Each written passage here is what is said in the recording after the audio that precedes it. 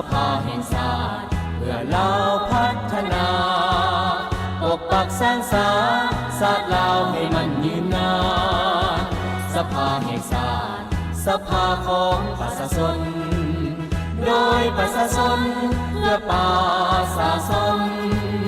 สิทธิและหน้าที่เกิดไว้ในใจของตนผู้แทนทุกคนประกันด้วยเกียรติศักดิ์ศรีมาบุกหน้าก้าวไปยุ่งยากเพียงใด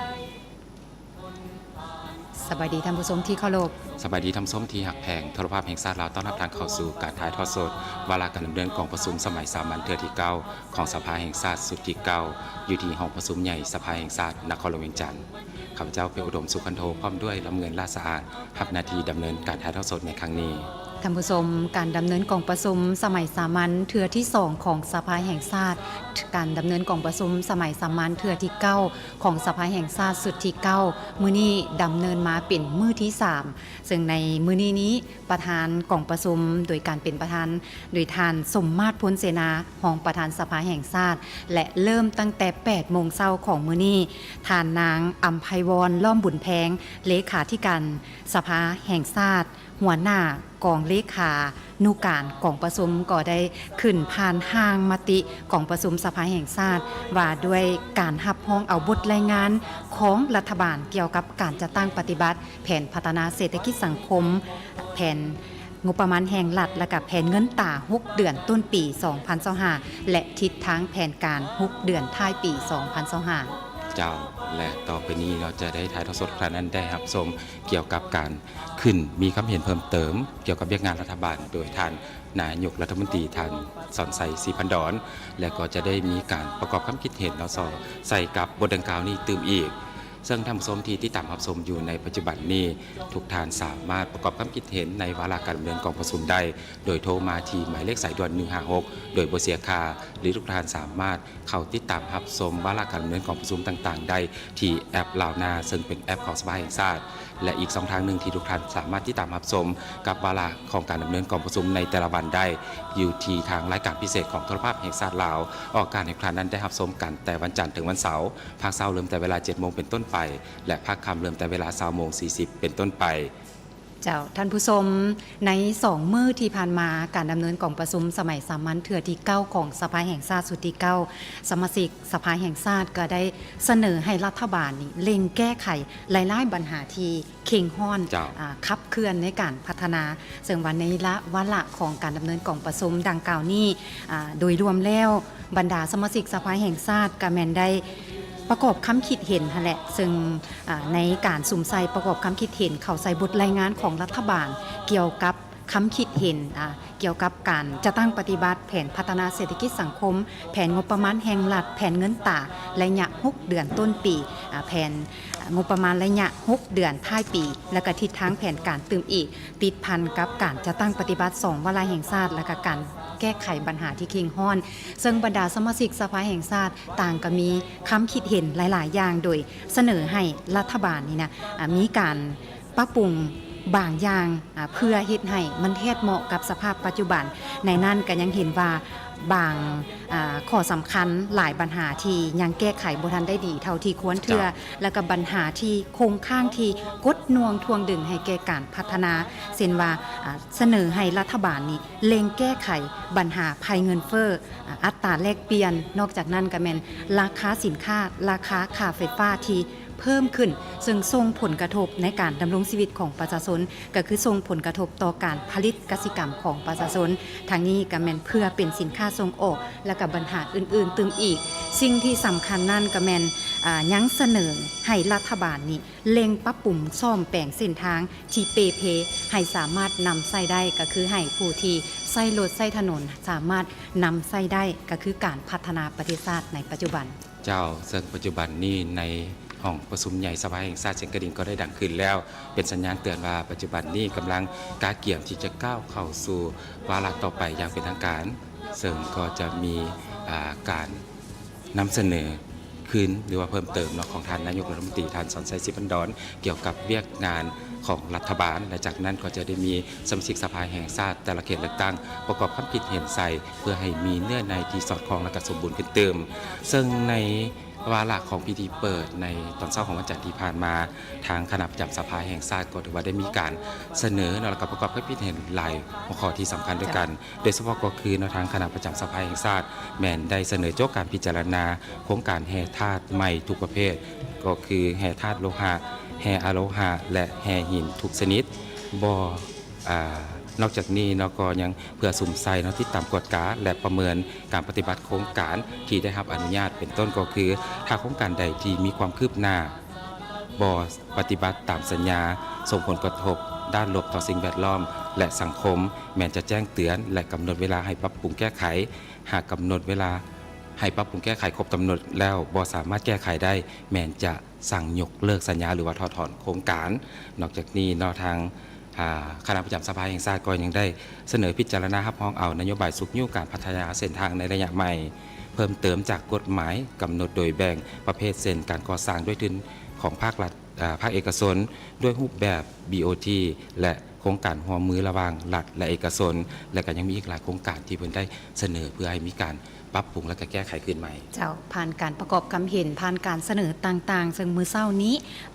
ในกล่องประชุมที่เพิ่นเสนอห่างมติกล่องประชุมสภาว่าด้วยการรับร้องเอาบทรายงานของรัฐบาลเกี่ยวกับการจัดตั้งปฏิบัติแผนพัฒนาเศรษฐกิจสังคมแผนงบประมาณแห่งรัฐแผน6เดือนต้นปี2025และก็ทิศทางแผนการ6เดือนท้ายปีหั้นในกล่องประชุมก็ได้มีการผ่านห่างและก็พิจารณาประกอบความเห็นอย่างกว้างขวางอย่างกงไปกงมาซึ่งในนั้นในการผ่านห่างนี้ก็มีหลายๆข้อที่ได้เป็นกองประชุมที่นำเอามาตกลงกันเพื่อให้ห่างดังกล่าวมีความสมบูรณ์ขึ้นเช่นว่าอัตราการเติบโตของเศรษฐกิจมหาภาคนี่นะขยายตัว 4.5 ส่วนห้อยนี่การพัฒนาเศรษฐกิจสังคมในระยะปัจจุบันนี้ก็ยังบ่ทันได้ไปตามที่สีเขียวและยืนยงถึงว่าเศรษฐกิจการเติบโตนี้แม้นยังอาศัยแขนงการขุดค้นทรัพยากรธรรมชาติที่ขายวัตถุดิบเป็นหลักอยู่แล้วก็เฮ็ดให้สิ่งแวดล้อมธรรมชาตินี่ถูกทำลายอย่างหนักหน่วงนอกจากนั้นอีกหัวข้อหนึ่งที่กองประชุมเสนออยู่ในห่างมติดังกล่าวนี้ก็แม่นการจัดเก็บรายรับจากโครงการทดลองวาระแห่งชาติว่าด้วยกันแก้ไขความยุ่งยากทางด้านเศรษฐกิจการเงินนี่เป็นต้นก็แม่นรายรับจากการขุดค้นแร่ธาตุแล้วก็คริปโตยังปฏิบัติได้น้อยเมื่อเทียบใส่กับท่าแห้งแล้วก็ความสามารถตัวจริงยังมีการยกเว้นค่าทรัพยากรธรรมชาติภาษีส่งออกแล้วก็อากรกำไรการมอบพันธะเข้างบประมาณก็เห็นว่าบรรดาสมาชิกสภาแห่งชาติก็ยังมีความสนใจและก็เน้นเพิ่มเติมเข้าใส่ห่างมติที่มีการรายงานมื้อเช้านี้เติมอีกนอกจากนั้นก็ยังมีปัญหาอื่นๆโดยเฉพาะแล้วก็แม่นการจะตั้งปฏิบัติคาดหมายอัตราเงินเฟ้อที่มีท่าเอียงลดลงแต่ว่าดัชนีราคาของบางหมวดสินค้านี่ยังสืบต่อเพิ่มขึ้นโดยเฉพาะก็แม่นราคาค่าไฟฟ้า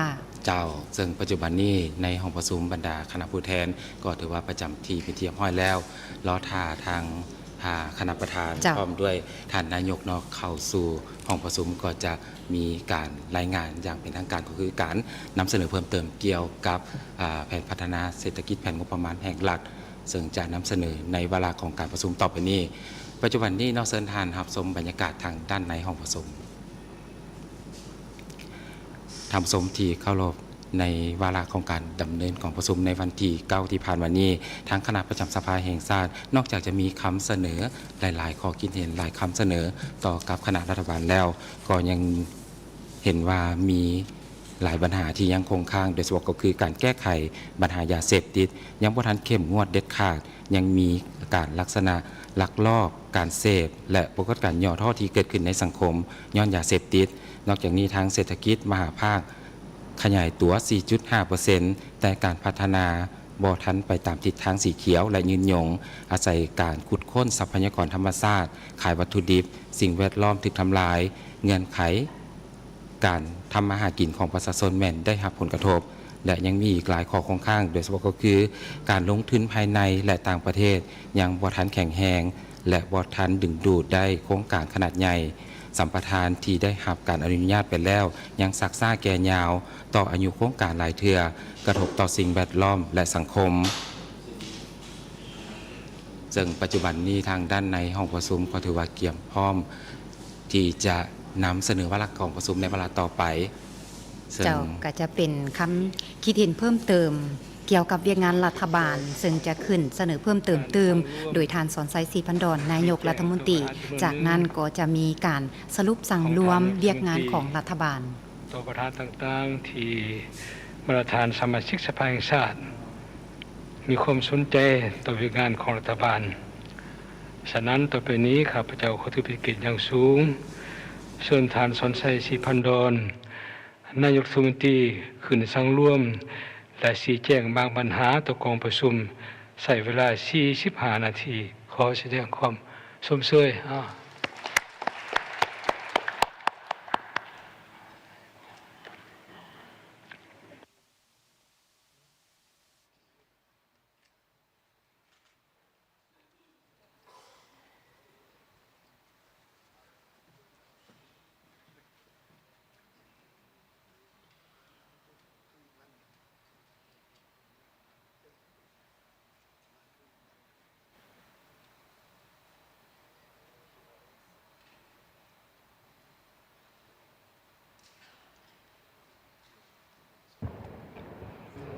ขอเฮียน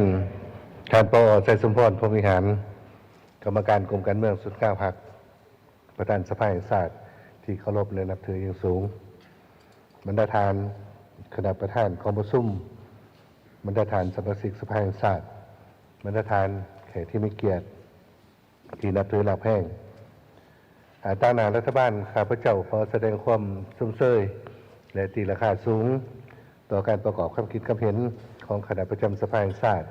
และบรรดาทานสมาชิกสภาแห่งชาติต่อบทรายงานผลการจัดตั้งปฏิบัติแผนพัฒนาเศรษฐกิจสังคมแห่งชาติแผนงบประมาณแห่งรัฐ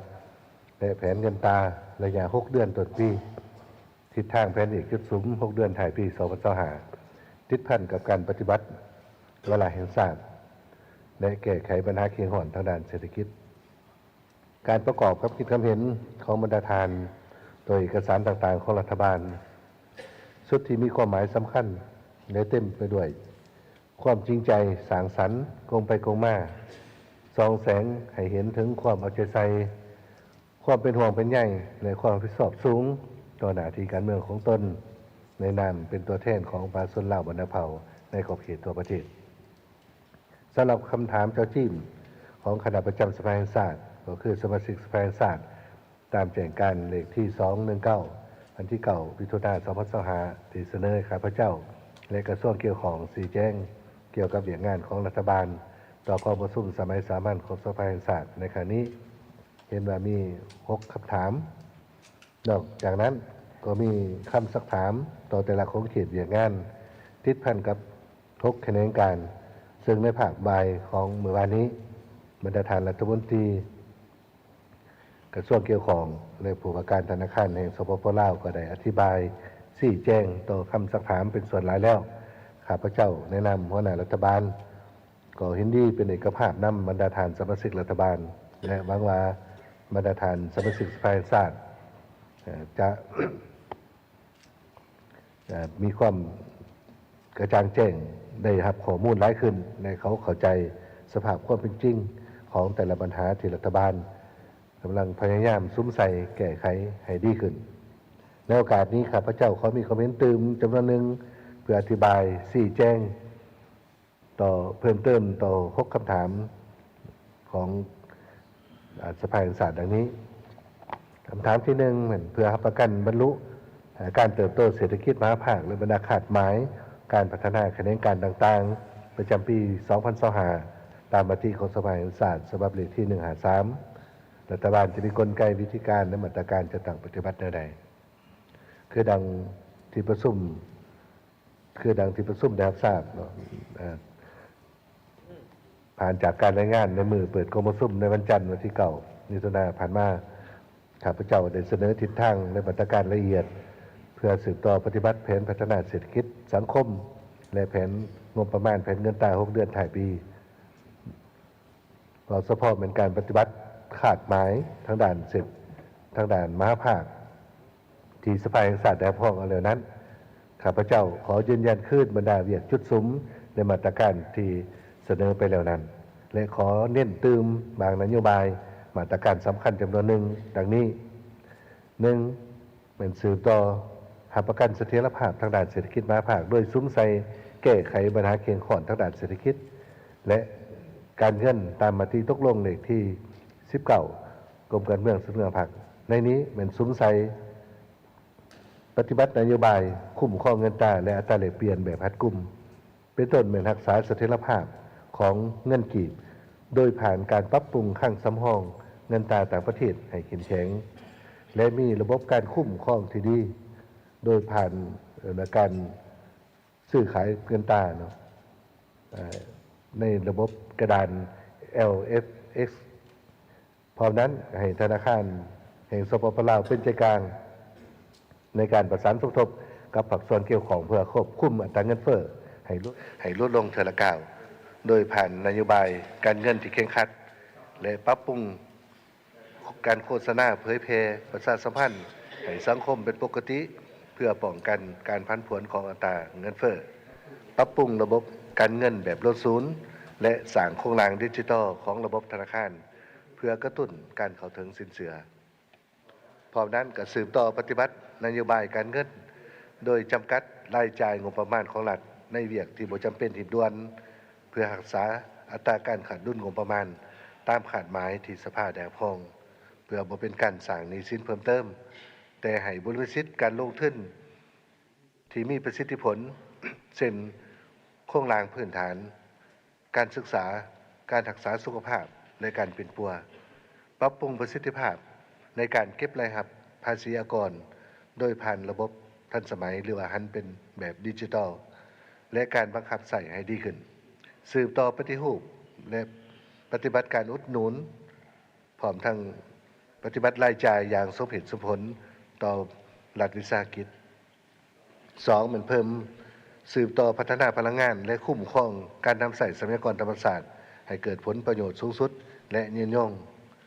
ในนี้เป็นสมใส่ปรับปรุงการส่งออกพลังงานไฟฟ้าน้ำตกโดยเจรจาสัญญาซื้อขายไฟที่ดีกว่ากับบรรดาประเทศเพื่อนบ้านใกล้เคียงเช่นสปป.เวียดนามสปป.จีนกัมพูชาไทยและเมียนมาสืบต่อ สุขอยู่การปฏิบัติโครงการสายส่งอาเซียนเป็นต้นเหมือนโครงการขายไฟผ่านไทยไปมาเลเซียสิงคโปร์ระยะ2ลงทุนเข้าใส่การพัฒนาพลังงานไฟฟ้าทั้งเลือกลมแสงตะเวนเชื้อม่วนและอื่นเพื่อทดแทนการขาดพลังงานในฤดูแล้งและบำรุงรักษาความปลอดภัยความทนทานของบรรดาโครงการไฟฟ้าเพื่อรับประกันความปลอดภัยต่อการเปลี่ยนแปลงของดินฟ้าอากาศซึ่งผ่านมาพวกเราก็มีเหตุการณ์เคลื่อนแตกอยู่เสียเปลี่ยนเสียหน่อยฮะถอดบทเรียนนักกล่าวแล้วก็สุกยู่การสร้างโครงการปรุงแต่งผลิตภัณฑ์เกษตรกรรมและแห่ธาตุเข้าสู่โลกลึกเพื่อสร้างมูลค่าเพิ่มทั้งเป็นการทดแทนการนำเข้าและเพิ่มมูลค่าการส่งออกโดยหันจากการส่งออกแห่ดิบแห่เข้มข้นคือปฏิบัติในปัจจุบันนี้ 3. เป็นสุกยู่ภาคเอกชนทั้งภายในและต่างประเทศเพื่อสร้างบรรยากาศการลงทุนที่ดีกว่าสืบต่อปรับปรุงสภาพแวดล้อมให้แก่การดำเนินธุรกิจเป็นต้นเป็นการปรับปรุงการบริการจดทะเบียนวิสาหกิจและใบอนุญาตต่างๆซึ่งปัจจุบันนี้แขนงการค้าและการเงินก็ได้มีการเสื่อมระบบใส่กันเป็นต้นเป็นการจดทะเบียนวิสาหกิจและจะได้เลขรหัสเสียอากรไปพร้อมแต่ว่ายังบ่ทันเสื่อมการอนุญาตลงทุนหรือว่าการอนุญาตดำเนินกิจการของแขนงการต่างๆซึ่งในต่อหน้าจะได้สืบต่อสร้างระบบเสื่อมจอตึมเพราะนั้นก็จำกัดและแก้ไขการสลัดบังหลวงการสวยใส่หน้าที่การให้และหับสินบนของผู้ประกอบการและเจ้าหน้าที่พนักงานของรัฐและเพิ่มทวีการบริหารและความโปร่งใสตามกฎหมายและระเบียบการกำหนดปรับปรุงนิติกรรมแต่กฎหมายเกี่ยวกับการเซาและนำใส่ที่ดินของที่ดินรัฐของธุรกิจและนักลงทุนให้สะดวกและง่ายดายขึ้นสุขอยู่ส่งเสริมการลงทุนโดยตรงจากต่างประเทศลงทุนอยู่ในบรรดาเขตพิเศษนิคมอุตสาหกรรมเขตพัฒนาการท่องเที่ยวเขตการค้าสายแดนเขตโลจิสติกส์ทางบกที่กำลังสร้างและมีแผนจะสร้างในต่อหน้าให้มีผลตัวจริงหลายขึ้น ในตนาเป็นคนขั้วสร้างเขตการขาดเสรีขึ้นตึงอีกเพื่อสุกอยู่การผลิตสินค้าและการบริการให้ขยายตัวไว้ตั้งหน้าสุกอยู่ส่งเสริมให้สปปลาวของเฮาเป็นประตูเข้าสู่ตลาดสินค้าและการบริการราคาถูกแต่มีคุณภาพของอาเซียน 4. เหมือนสืบต่อพัฒนากสิกรรมและพัฒนาชนบทหอบด้านให้แข็งแรงกว่าเก่าสุกอยู่ส่งเสริมการหันเป็นทันสมัยในแขนงกสิกรรมด้วยการปรับปรุงและขยายระบบชลประทานปรับปรุงและขยายแนวพันธุ์อาหารสัตว์ฝุ่นปุ๋ยนำใส่พาหนะกลจักรวิทยาศาสตร์เทคโนโลยีสมัยใหม่หรือว่ากสิกรรมดิจิทัลและการเข้าถึงแหล่งทุนของชาวเกษตรกรและผู้ประกอบการและสร้างให้มีกลไกการพัวพันการผลิตแบบสัญญาขอผูกพันเนาะหรือว่า contract farming ตามสูตร 2+3 หรือ 1+4 พอผ่านมานี่คือโครงการชลประทานนี่เป็นส่วนใหญ่เป็นหลักลงทุนเนาะหอดย่ามแรงหรือย่ามผลิตแล้วดูแรงหลายบอนเป็นบ่ได้เหตุการณ์ผลิตทั้งๆที่มีชลประทานฉันจะได้หันไปสู่การร่วมมือกับภาคเอกชนได้จัดตั้งกลุ่มผลิตเนาะหรือว่าสหกรณ์เนาะตามกฎหมายสหกรณ์จะได้กำหนดพร้อมกันนั้นก็ส่งเสริมแขนงกสิกรรมอุตสาหกรรมปรุงแต่งเพื่อเพิ่มมูลค่าก่อนการส่งออกทั้งเป็นการสร้างงานสร้างฐานรายรับใหม่ให้เก่งงบประมาณของรัฐจะมีปรับปรุงและขยายพื้นฐานโครงสร้างด้านคมนาคมและขนส่งสู่ชนบทเพื่อลดผ่อนการเสียหายหลังฤดูเก็บเกี่ยวและเพิ่มต้นทุนการผลิตในขาขนส่งสินค้ากสิกรรมหามันสืบต่อส่งเสริมการพัฒนาการท่องเที่ยวและการบริการให้แข็งแรงกว่าเก่าโดยพันขยายผลสำเร็จการจัดปีท่องเที่ยวลาวในปี2024ผ่านมาโดยปฏิบัตินโยบายการมีอำนวยความสะดวกเนาะในการให้วีซ่าเนาะหรือว่าปฏิบัตินโยบายยกเว้นวีซ่าการท่องเที่ยวให้นักท่องเที่ยวประเทศเป้าหมายเพื่อสุขอยู่การท่องเที่ยวอยู่ในภาคพื้นซึ่งผ่านมานี่กัมพูชาก็เคยเสนอว่า3ประเทศเป้าหมายท่องเที่ยวเดียวกันเนาะลาวกัมพูชาเวียดนามสำหรับไทยก็มันได้เสนอ6ประเทศเนาะเป้าหมายท่องเที่ยวเดียวกันเป็นต้นเป็นไทยลาวเวียดนามกัมพูชามาเลเซียและบรูไนพร้อมนั้นก็จัดงานตลาดนัดการนำแสดงสินค้าและก็การแสดงศิลปะวัฒนธรรมการแข่งขันกีฬาเพื่อส่งเสริมการท่องเที่ยวประวัติศาสตร์วัฒนธรรมและธรรมศาสตร์ของลาวสืบต่อระดมทุนจากหลายแหล่งทุนเขาในการปรับปรุงและก่อสร้างพื้นฐานโครงสร้างรับใส่การท่องเที่ยวเป็นต้นเส้นทางเขาถึงแหล่งท่องเที่ยวการบริการทางรถไฟทางรถโดยสารพอผ่านมาก็มีกรณีอุบัติเหตุอยู่สารวัตรนั้นรถโดยสารนักท่องเที่ยวการบริการการบินและสนามบินที่พักเช่าและการส่งเสริมการพัฒนาท่องเที่ยวโดยระบบดิจิทัลส่งเสริมการบริการด้านดิจิทัลและการจ้างงานภายนอกตื่มเพื่อช่วยให้งานที่มีราคาให้งานถือและมีความสามารถหู้2 ภาษาขึ้นไปอันนี้ก็นับทั้งให้งานอยู่ในตัวเมืองแล้วอยู่ในชนบทบ่อนที่มีเงินไขอันที่6เหมือนกันเสริมต่อและเสริมจอดเสริมโยงกับภาคพื้นและสากลโดยส่งเสริมสุขอยู่การขนส่งผ่านทางรถไฟลาวจีนให้กลายเป็นศูนย์กลางขนส่งของภาคพื้นโดยการปรับปรุงและสร้างนิติกรรมหับห้องที่เกี่ยวของและปฏิบัติกลไกการบริการผ่านแดนข้ามแดนที่สะดวกว่องไวประหยัดโปร่งใสและสามารถตรวจสอบได้ส่งเสริมการผลิตสินค้าเพื่อส่งออกตามแนวทางการขนส่งให้หลายขึ้นเสื่อมโยงอย่างลึกซึ้งกับขอบข้อมืออาเซียนอาเซป GMS และอื่นๆ7เป็นการพัฒนาทรัพยากรมนุษย์เพื่อตอบสนองความต้องการของตลาดแรงงานโดยสุมใส่สืบต่อลงทุนเขาในการปฏิรูปการศึกษามือก่อนที่ข้าพเจ้าก็ได้ฟังว่ามีผู้แทนเสนออยากให้ปรับระบบ543เป็นระบบ633อันนี้ทางกระทรวงศึกษาธิการก็กำลังกาเกี่ยมเพราะมันต้องเลยใส่พื้นฐานโครงสร้างเพิ่มเติมประถม6ของแล้วก็เป็นเรื่องคู่ได้เรื่องงบประมาณต่างๆเพราะเขาก็จะได้กาเกี่ยมไปตามทิศปลอดสากลเขาเจ้ากระหันไปนั่นน่ะหลายแล้วอันนี้โดยรวมเลยเห็นดีเนาะเดี๋ยวพร้อมเดียวกันนั้นก็ต้องไปสร้างระบบการฝึกวิชาชีพเนาะสร้างวิชาชีพ เพื่อตอบสนองความเป็นห่วงต่อการ ในการพัฒนาเศรษฐกิจสังคมเป็นต้นมันในแขนงอุตสาหกรรมและโครงการลงทุนขนาดใหญ่ติดพันกับการสืบต่อแก้ไขปัญหาการขาดครูสอนเด็กนักเรียนขาดเรียนหรือบ่เข้าโรงเรียนตามมติศูนย์เก่ารัฐบาลให้ได้รับมากผลหลายกว่าเก่าขยายความรู้ด้านดิจิทัลและการฝึกอบรมทักษะด้านความรู้ด้านไอทีเพื่อเพิ่มประสิทธิผลและประสิทธิภาพในการดำเนินธุรกิจการผลิตและการบริการปัจจุบันในสปจีนคือว่าได้เอาความรู้เกี่ยวกับงานไอทีเข้าชั้นประถมเนาะเริ่มจากชั้นประถมแล้วก็ปรับปรุงการบริการสาธารณสุข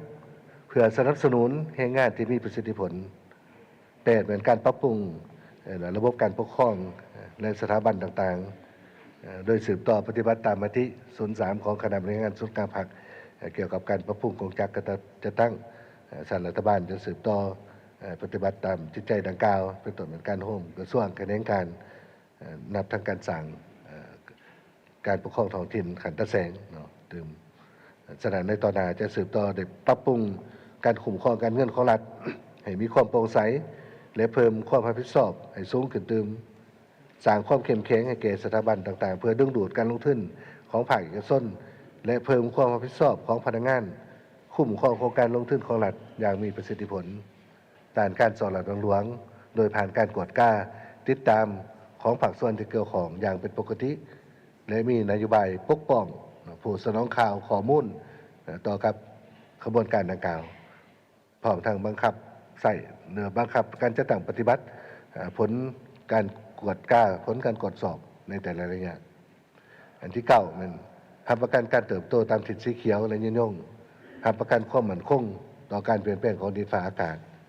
ในนี้จะได้ซุ้มใส่กวดก้าและประเมินขึ้นและปรับปรุงยุทธศาสตร์การเติบโตสีเขียวที่ประกอบด้วยการคุ้มครองที่ดินและน้ำแบบยืนยงการส่งเสริมพลังงานทดแทนนอกจากพลังงานไฟฟ้าน้ำตกเซ็นแสงตะเวนลมสีม่วนและอื่นการเตรียมความพร้อมและมีมาตรการรับมือและปรับตัวเข้ากับการเปลี่ยนแปลงของดินฟ้าอากาศอันที่10เป็นดำเนินการติดตามกวดก้าประเมินผลการจัดตั้งปฏิบัติตัวจริงในแต่ละระยะโดยกำหนดขาดหมายตัวชีวัดและเป้าหมายเพื่อติดตามความคืบหน้าของแต่ละแนวเวียกจุดสุมในแขนงการที่สำคัญเป็นต้นเหมือนการส่งออกสินค้าแขนงการลงทุนหรือการแก้ไขเวียกเห็นการทำการปฏิบัตินโยบายสวัสดิการสังคมต่างๆพร้อมนั้นการดำเนินการพบปะปรึกษาหรือระหว่างภาครัฐและเอกชนเพื่อดัดปรับบรรดานโยบายกฎหมายระเบียบการให้สอดคล้องกับการพันเปทางด้านเศรษฐกิจในแต่ละระยะซึ่งผ่านมา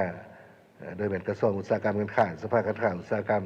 ก็ได้มีการจัดกองประชุมประจำปีระหว่างกองประชุมธุรกิจประจำปีอันนี้ก็เป็นเพื่อรับคำเสนอและแก้ไขปัญหาต่างๆที่ภาคธุรกิจได้เสนอสำหรับมาตรการจัดตั้งปฏิบัตินี้1รัฐบาลจะimportหันเป็นแผนเวียกแผนงานหรือโครงการละเอียดแบ่งความรับผิดชอบให้บรรดาแขนงการทางศูนย์กลางและท้องถิ่นจัดสรรงบประมาณในการจัดตั้งปฏิบัติอย่างเหมาะสมหรือทันการทางกำหนดคาดหมายเวลาปฏิบัติให้สำเร็จอย่างชัดเจน2แต่งตั้งคณะรับผิดชอบโดยมอบให้บรรดาทานห้องใน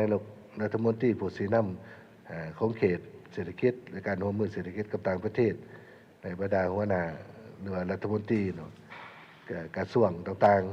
ๆเขาเป็นคณะเพื่อติดตามเรื่องการที่เข่งฮอดเร่งด่วนอยากที่ติดพันกับความรับผิดชอบของหลายแขนงการการจะได้มีการปรับปรุงแต่งตั้งเป็นคณะกรรมการบประจำการเพื่อติดตามสีน้ำให้เป็นปกติอันที่3เป็นปฏิบัติกลไกการแบ่งขันแบ่งข้อรับผิดชอบให้ชัดแจ้งกลไกการประสานงานระหว่างกระทรวงองค์การในท้องถิ่นให้ละเอียดแน่นแฟ้นเพิ่มความเป็นเจ้าการและเป็นเจ้าของเวียกข้อรับผิดชอบในการจัดตั้งปฏิบัติของกระทรวงและแขนงการเห็นบทบาทมหาภาคและท้องถิ่นเป็นเจ้าการในการจัดตั้งปฏิบัติบนจิตใจสอจและสืบต่อปฏิบัติอย่างงาน3 สั่งพร้อมกันนั้นกับปฏิบัติบรรดามาตรการที่ได้กำหนดให้เข้มงวดเด็ดขาดในการคุ้มครองรัฐคุ้มครองสังคมโดยกฎหมาย4เป็นซุ้มไซซุกยู่ ติดตามกอดกาประเมินผลวิการจุดซุ้มก็คือแผนพัฒนาเศรษฐกิจสังคมแผนงบประมาณแผนเงินตราใน6 เดือนถ่ายปี2020อย่างใกล้ชิดเลยเป็นปกติสำหรับคำถามที่2เป็นการจัดตั้งปฏิบัติแผนเดี่ยวจุดซุ้มโดยการแก้ไขความยุ่งยากทางด้านเศรษฐกิจการเงินตามมติของกองประชุมสภาแห่งชาติเลขที่03เลขที่111มาหอดปัจจุบันมีผลสำเร็จใดมีปัญหาใดที่ยังคงค้างโดยเฉพาะเป็นการผลิตทดแทนการนำเข้าหรือว่าเป็นการผลิตเป็นสินค้าส่งออกระยะต่อหน้าจะสืบต่อจะตั้งปฏิบัติใดผ่านมารัฐบาลก็ได้ซุ้มใส่ปฏิบัติวาระแห่งชาติตามหาเวียกจุดซุ้มที่สภาแห่งชาติได้พ้องเป็นต้นแมนการส่งเสริมการผลิตเพื่อทดแทนการนำเข้าและเป็นสินค้าส่งออกอันที่2เหมือนการสร้างความเข้มแข็งทางด้านการเก็บรายรับของงบประมาณอันที่3เหมือนยกสูงประสิทธิผลการคุ้มครองรายจ่ายงบประมาณอันที่4เหมือนการรักษาเสถียรภาพเงินตรา5เหมือนยกสูงประสิทธิภาพการคุ้มครองรัฐคุ้มครองสังคมด้วยกฎหมายซึ่งผ่านการจัดตั้งปฏิบัติหาเวียกจุดซุ้มนากาวก็ได้มีผลสำเร็จหลายด้านแต่เนื่องจากเวลาจำกัดข้าพเจ้าขอยกบางผลสำเร็จผลเด่นจำนวนหนึ่งดังนี้อันที่1มูลค่าการส่งออกสินค้าใน5 เดือนต้นปี2025ปฏิบัติได้ 5,313 ล้านดอลลาร์สหรัฐเท่ากับ 53.7 ส่วนห้อยของแผนการปีเทียบใส่ปีผ่านมาเพิ่มขึ้น 29.7% เทียบใส่ในระยะปีผ่านมาในนั้นการส่งออกผลิตภัณฑ์กสิกรรมก็ได้บรรลุได้977 ล้านดอลลาร์สหรัฐเท่ากับ 65 ส่วนห้อยของแผนปีอันนี้มันอยู่ในจุดสูงที่1อัน2เหมือนการเก็บรายรับมันสามารถปฏิบัติรายรับเกินแผนเป็นปีที่4ที่ต่อกันสามารถมีเงินสำระหนี้สินต่างประเทศได้ตามสัญญาและรายรับภายในก็สามารถกุ้มรายจ่ายบริหารปกติทั้งสามารถเพิ่มเงินอุดหนุนให้พนักงานราชการทหารตำรวจที่มีรายรับขั้นต่ำสุดเหมือนแต่ 2.2 ล้านกีบต่อคนต่อเดือนอันนั้นจุดสูงที่2จุดที่3เนี่ยการปรับปรุงกลไกคุ้มครองรายจ่ายงบประมาณในปฏิบัติอย่างหัดกุ้มกว่าเก่าโดยเฉพาะเหมือนการโอนเอารายรับงบประมาณของหัวหน่วยงบประมาณต่างๆเข้าในบัญชีรวมศูนย์คลังเงินแห่งชาติอยู่ธนาคารแห่งสปป.ลาวจำนวนเงินเทียบเป็นเงินกีบในทั้งหมดเป็น26,822 ตัวกีบตัวเพิ่มขึ้น 6,996 ตัวกีบหรือเท่ากับ 35.29 ส่วนห้อยเทียบ10 ปีผ่านมาพร้อมกันนั้นก็ได้หันการสำระสะสางงบประมาณของรัฐผ่านธนาคารหลายขึ้นเป็นแต่ละปีอันนี้เป็นเรียกจุดสูงที่3อันที่4มันการควบคุมอัตราแลกเปลี่ยนมีความเสถียรกว่าเก่าอัตราแลกเปลี่ยนในระบบธนาคารและนอกระบบธนาคารได้ยับไก่เข้าหากันเทียบใส่เมื่อก่อนแล้วก็สามารถแก้ไขปัญหาการลักลอบแลกเปลี่ยนเพื่อเก็งกำไรสะสายคุ้มครองอัตราเงินเฟ้อลดลงเป็นแต่ละเดือนคือที่ได้รายงานอยู่ในมือเปิดกองประชุมนั้นจาก24 กว่า%ในปี2024เนาะมาเป็นอยู่ 11.7% เนาะใน5 เดือนต้นปีพิเศษเป็นในเดือน5นี้เนาะพอสามารถปฏิบัติได้เป็น 8.3 สะท้อยความหมายของอัตราเงินเฟ้อลดลงบ่แม่นว่ามันลดลงเนาะมันขยายตัวช้าลงเนาะเทียบสายผ่านมาย้อนนั้นหลายคนมีความสนใจแล้วเป็นหยังเงินเฟ้อลดลงแต่ราคาสินค้าบ่ลดแต่ตัวจริงมันบ่แม่นบ่เฟ้อแต่เฟ้อน้อยลงเนาะในใดก็ตามรัฐบาลก็เห็นว่ายังมีเวียกจุดซุ้มจำนวนหนึ่งที่ปฏิบัติบ่ทันได้ดีเป็นต้นเหมือนการผลิตเพื่อทดแทนการนำเข้ายังบ่ทันแข็งแรงโดยเฉพาะเป็นการผลิตปุ๋ยแนวพันธุ์พืชสัตว์ยังบ่ทันเพียงพอการจำกัดการนำเข้าสินค้าฟุ่มเฟือยและสินค้าที่ภายในผลิตได้แล้วยังเฮ็ดบ่ทันได้ดีโดยเฉพาะเหมือนผลิตภัณฑ์เครื่องดื่มที่มีธาตุเหล้าเบียร์น้ำดื่มซีนพืชผักยังนำเข้ามาตามด่านท้องถิ่นด่านประเพณีจุดขามลอยต่างๆสินค้าตัวจริงในท้องตลาดยังบ่ทันราคาสินค้าตัวจริงในท้องตลาดยังบ่ทันลดลงตามอัตราการข ขยายตัวซ่าหรือว่าลดลงของเงินเฟ้อฉะนั้นในนี้ฮอดท้ายปี2025รัฐบาลจะซุ้มใส่ปฏิบัติมาตรการต่างๆเพื่อแก้ไขบรรดาข้อคงขังดังกล่าวและสืบต่อแก้ไขตามจุดซุ้มที่ได้กำหนดในมติ111ลงวันที่21พฤศจิกายน2023ของสภาแห่งชาติในนี้จะซุ้มใส่เวียกงานจำนวนหนึ่งที่ได้กำหนดอยู่ในแผนเวียกจุดซุ้ม6 เดือนท้ายปี2025ที่ได้รายงานในมื้อวันจันทร์ที่ผ่านมาสำหรับการสรุปการปฏิบัติวันแห่งชาติ2024-2025ตามมติ111ของสภาแห่งชาติแม้นจะได้ดำเนินการสรุปในท้ายปี2025นี้สำหรับคำถามที่3การแก้ไขปัญหาเคียงห่อนทางด้านเศรษฐกิจการเงินเฟ้ออัตราแลกเปลี่ยนราคากระแสไฟฟ้าและสินค้าเพิ่มขึ้นสูงขึ้นกระทบต่อการดำรงชีวิตของพนักงานและทหารตำรวจประชาชนบรรเทาในระยะผ่านมาในปฏิบัติแนวใดเป็นต้นการจัดตั้งปฏิบัติมาตรการด้านการเงินตราการค้าการผลิตและจิตศาสตร์สังคมตามมติของสภาแห่งชาติเลขที่153ในระยะ6 เดือนท้ายปีรัฐบาลจะมีกลไกวิธีการมาตรการสืบต่อในไหนต่อกับปัญหาดังกล่าวรัฐบาลก็ถือเอาการแก้ไขเงินเฟ้ออัตราแลกเปลี่ยนราคาสินค้านี้สินเป็นเวียกบุญวสิทธิ์ตามมติตกลงของกรมการเมืองเลขที่19ส่วนเตนีฮอดท้ายปี2025เวียกจุดซุ้มในมาตรการละเอียดคณะเฉพาะกิจ19ก็ได้มีการรายงานต่อกรมการเมืองและคณะเลขาเพื่อการสีน้ำเป็นปกติในแต่ละเดือนในพร้อมเดียวกันนั้นในแต่ละเดือนคณะเฉพาะกิจ19ก็ได้มีการจัดกองประชุมที่ราคาการจัดตั้งปฏิบัติและรายงานขันเทิงอย่างเป็นปกติเนื่องจากว่าเวลาจำกัดจึงบ่สามารถเสนอได้หมดจึงขอยกเอาบางเวียกชุดซุ้มและมาตรการวิธีการปฏิบัติจำนวนหนึ่งดังนี้ 1. ก่อนอื่นแม่นต้องสืบต่อซุ้มใส่แก้ไขเงินเฟ้อแต่แลกเปลี่ยนเงินตราต่างประเทศให้มีความเสถียรและสู่ส้นในเมื่อปี2025ให้เงินเฟ้อลดลงมาเป็น1ตัวเลขอันนี้ก็เป็นเวียกงานที่ท้าทายสมควร 2. มันอยู่แห่งการผลิตภายในเพื่อส่งใส่ภายในและส่งออกให้หลายและแข็งแรงกว่าเก่าเพื่อลดผ่อนการนำเข้าสินค้าและการหัวไหลเงินตราออกต่างประเทศเพราะปัจจุบันนี่การนำเข้าสินค้าในแต่ละเดือนนี่ก็ถือว่าต้องได้ใส่เงินตราหลายพอสมควรเนาะเกือบ$550 ล้านสหรัฐต่อเดือนฉะนั้นคณะบ่แก้ไขการนำเข้านี่เขาหาเงินตรามาได้หลายเท่าใดก็เป็นยังจ่ายหลายอยู่เนาะแต่ว่าขึ้นว่าธนาคารก็ได้รายงานแล้วว่าเดี๋ยวนี้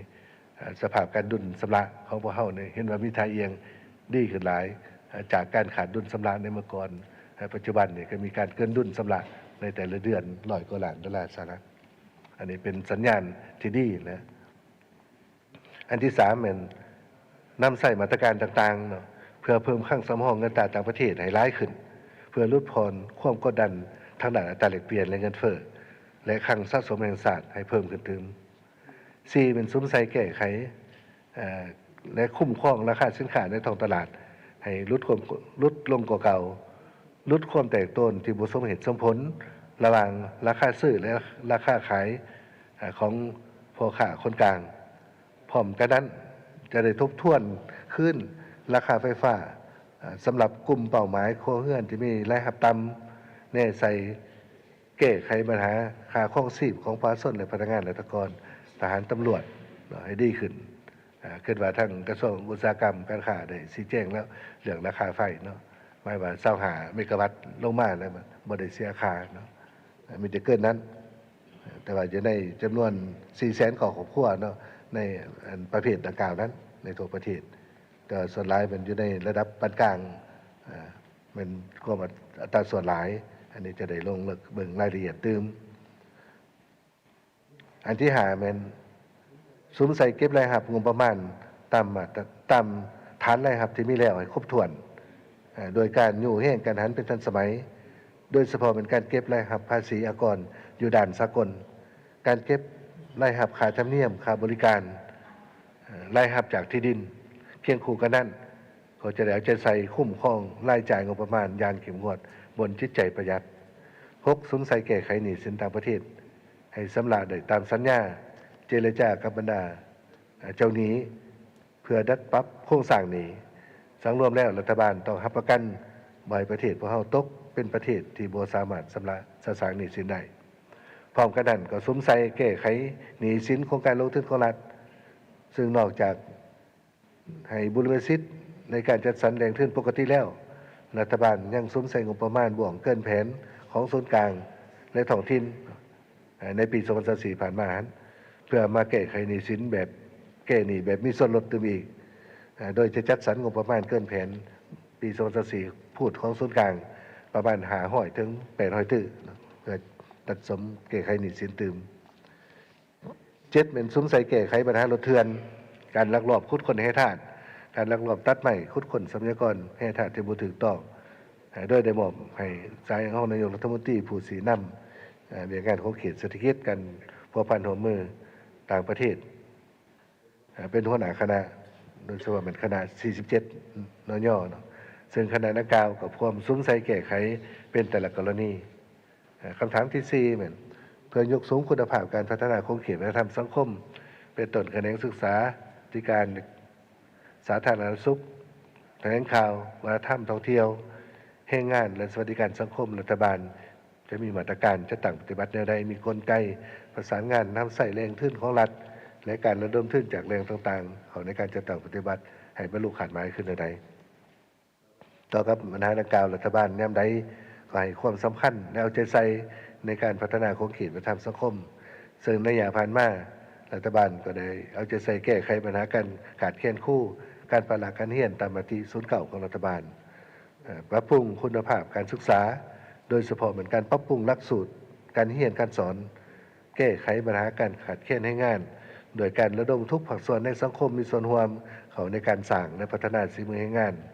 แล้วเอาใจใส่ปฏิบัตินโยบายต่อผู้ที่มีผลงานและคุณงามความดีต่อประเทศชาติผ่านจากการลงติดตามการปฏิบัติเงินเกินแผนตัวจริงเนาะอยู่บรรดาแขวงเห็นมีหลายแขวงกับได้บี้แบงเอาเงินเกินแผนดังกล่าวนั้นไปแก้ไขนโยบายต่อผู้ที่มีผลงานต่อศาสตร์ในผ่านมาก็ถือว่าอันนี้ก็เป็นรายจ่ายเพิ่มเติมเนาะให้แก่เรื่องงานดังกล่าวของคณะก็ได้จะใส่ปรับปรุงเรื่องงานแถลงข่าวโฆษณาประชาสัมพันธ์ให้มีความหลากหลายทันการกว่าเก่าเพื่อรับประกันการจัดตั้งปฏิบัติเรื่องงานในโครงเขตวัฒนธรรมสังคมรัฐบาลได้ให้บุรณสิทธิ์ในการจัดสรรงบประมาณในโครงเขตศึกษาสาธารณะและแรงงานเป็นต้นแขนงศึกษาธิการกีฬาเพื่อบรรลุขาดหมายจุดสุมถ่ายปีเนาะปีสุดท้ายของแผนพัฒนาปีขั้นที่9ของแขนงศึกษารัฐบาลได้จัดสรรงบประมาณ215.3 ตึกกีบเข้าในเรื่องการบุรณสิทธิ์เป็นต้นเป็นการเพิ่มอัตรากินอาหารเที่ยงหน่อยแก่นักเรียนประถมอยู่เขตทางใกล้โชคดี1,000 กีบมาเป็น5,000 กีบต่อคนต่อมื้อในวงเงิน106.26 ตื้อกีบเพื่อเสริมสร้างให้น้องนักเรียนนะครับโภชนาการที่ดีและการพัฒนาการเจริญวัยตามเกณฑ์อายุในแต่ละระยะพร้อมนั้นก็ได้เพิ่มเบี้ยเลี้ยงนักเรียนสามัญ91.54 ตื้อกีบเป็นต้นเป็นนักเรียนอาชีวะจาก200,000 กีบมาเป็น300,000 กีบนักเรียนพรสวรรค์จาก250,000 กีบมาเป็น300,000 กีบและนักเรียนสร้างคู่จาก200,000 กีบมาเป็น700,000 กีบเพื่อลดพ้นการปราการเรียนและสุขอยู่ให้น้องนักเรียนสืบต่อศึกษาเรียนให้มีวิชาชีพตามเป้าหมายแผนยุทธศาสตร์ของแขนงศึกษาได้เพิ่มการจัดสรรการเพิ่มงบประมาณจัดพิมพ์ปึ้มหลักสูตรการเรียนการสอน5 ตื้อกีบเพื่อทดแทนปึ้มที่เสียหายจากภัยน้ำท่วมอยู่ใน2 แขวงภาคเหนือเพิ่มเบี้ยเลี้ยงให้นักศึกษาสสเวียดนามที่มาเรียนอยู่ลาว 4.55 ตื้อกีบเพื่อให้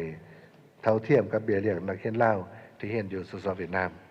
เพิ่มงบประมาณสนับสนุนศึกษา148 เมืองในขอบเขตทั่วประเทศในวงเงิน8 ตื้อกีบเพื่อติดตามสุขอยู่การเรียนการสอนของครูและกองประชุมครูภาคแรกประจำปี2แขนงศึกษาขอไปแขนงสาธารณสุข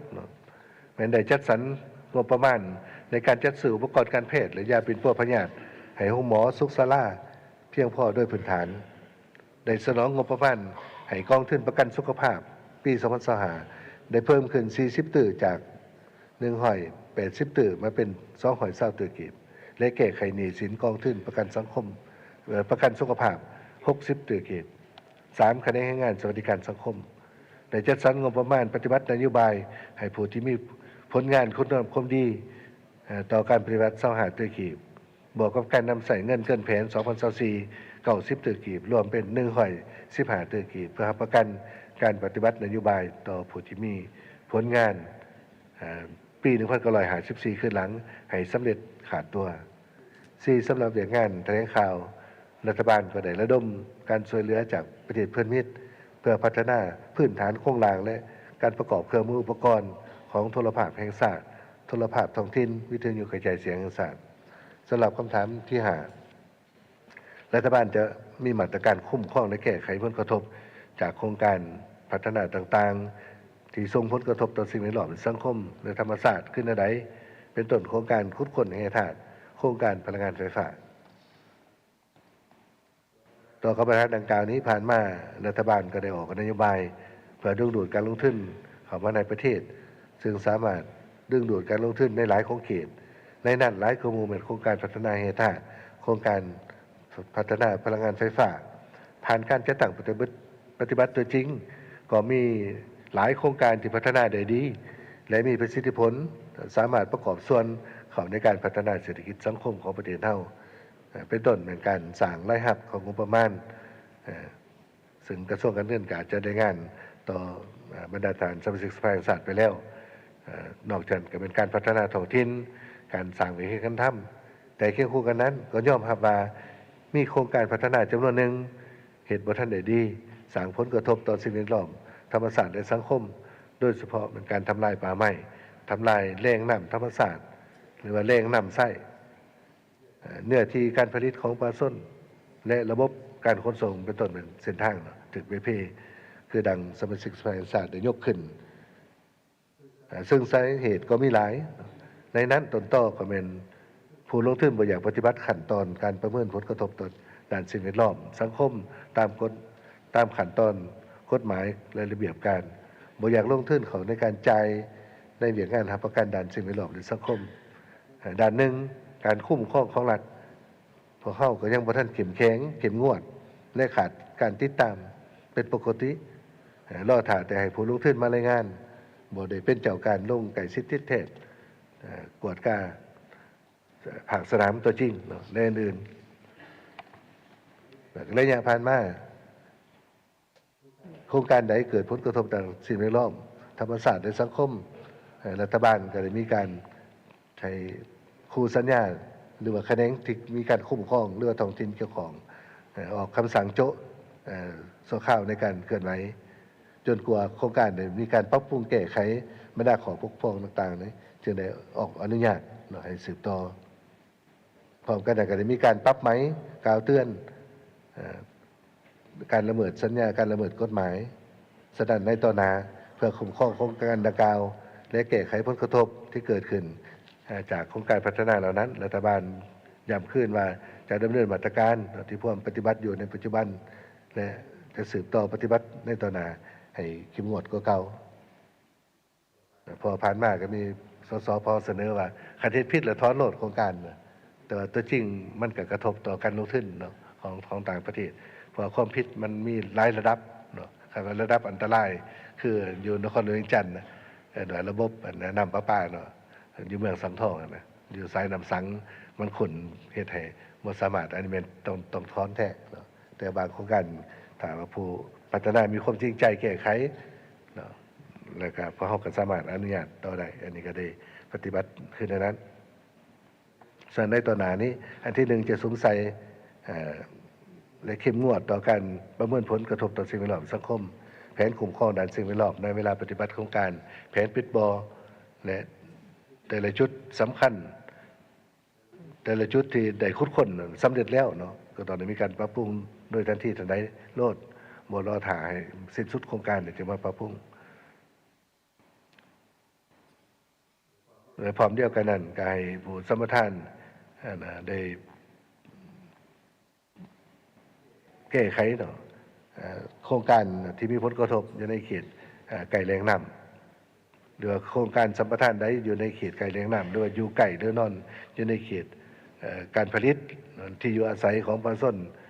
แม่นจะต้องได้หลีกเว้นแล้วถ้าบ่จำเป็นก็จะบ่อนุญาตเพราะว่าการอนุญาตในเนื้อที่การผลิตตัวเขตที่อยู่อาศัยมันต้องได้ปฏิบัติการชดเชยเนาะการชดเชยดังกล่าวนี่บางเทื่อก็สร้างผลกระทบต่อการดำรงชีวิตประจำวันของประชาชนที่เคยมีรายรับประจำวันแต่ว่าต้องได้ไปสร้าง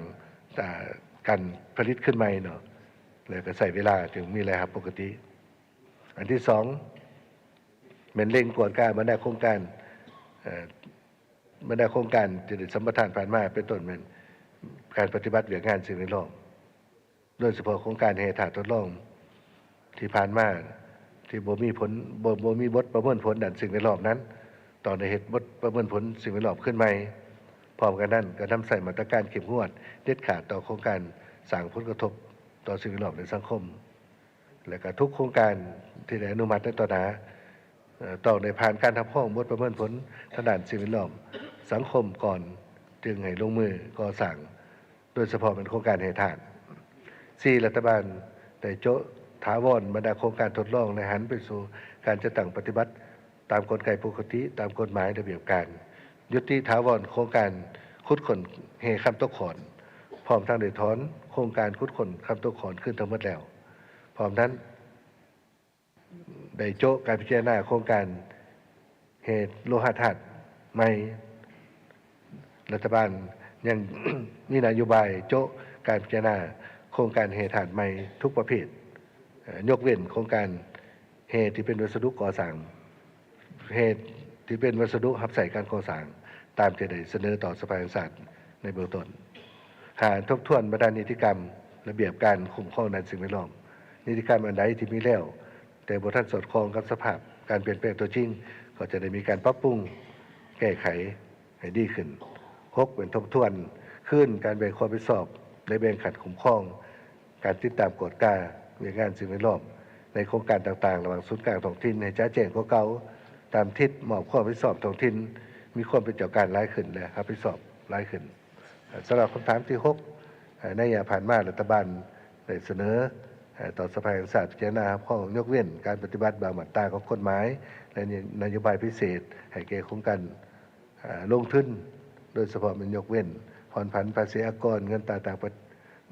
ประเทศและอื่นๆมีแต่อย่างเพิ่มขึ้นนโยบายดังกล่าวสามารถดึงดูดการลงทุนภายในและต่างประเทศประกอบส่วนสำคัญในการพัฒนาเศรษฐกิจสังคมของชาติแต่พร้อมเดียวกันนั้นก็เป็นสิ่งท้าทายโดยกงต่อผลศักดิ์สิทธิ์ของกฎหมายนิติกรรมแต่กฎหมายทางเหตุให้สูญเสียรายรับงบประมาณในต่อหน้าเห็นว่ายังมีความจำเป็นในการดึงดูดการลงทุนด้วยนโยบายดังกล่าวหรือบ่หรือควรมีวิธีไหนผ่านมานี่การลงทุนนี้ถือว่าเป็นแหล่งทุนหนึ่งที่ใหญ่ใน4แหล่งทุนที่พวกเราพัฒนาในแต่ละสมัยหรือว่าในแต่ละปีครับใน4แหล่งทุนก็มีการลงทุนของรัฐการส่วนเหลือทางการเพื่อการพัฒนาหรือODA เนาะอันที่3มาก็เป็นการลงทุนของภาคเอกชนปัจจุบันนี่เอกชนนี่พวกเราร่วมทั้ง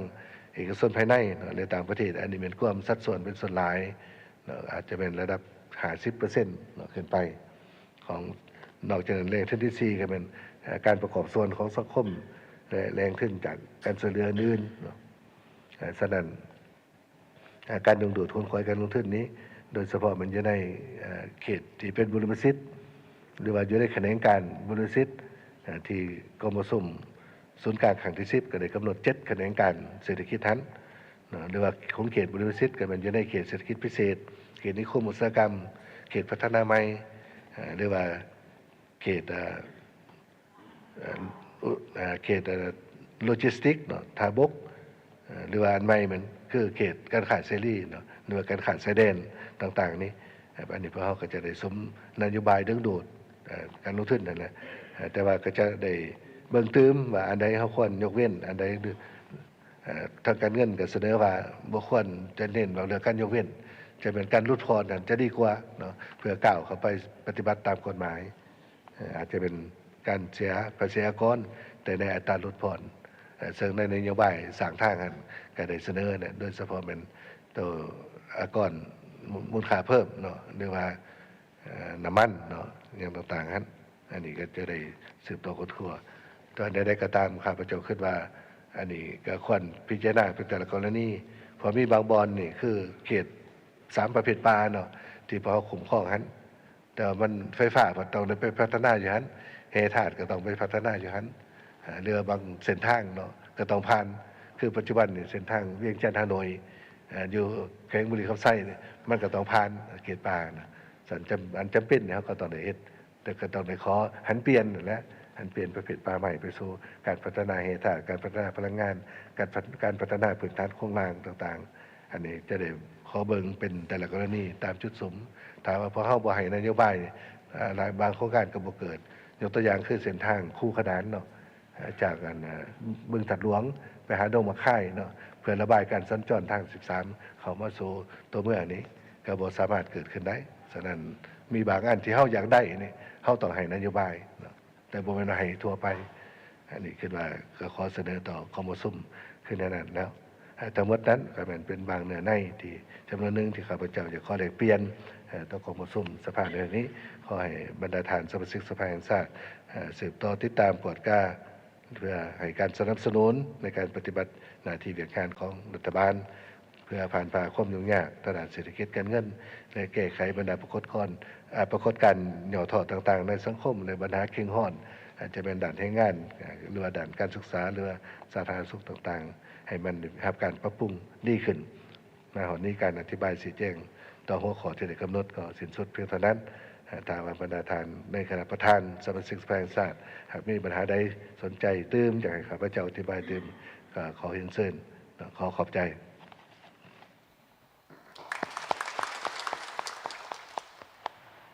ขอขอบใจต่อท่านรัฐมนตรีที่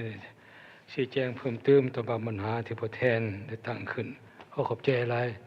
เชิญท่านรัฐมนตรีพักได้คือสิบ่ถามก็ได้เลยเนาะเพราะเวลาก็บ่มีเด้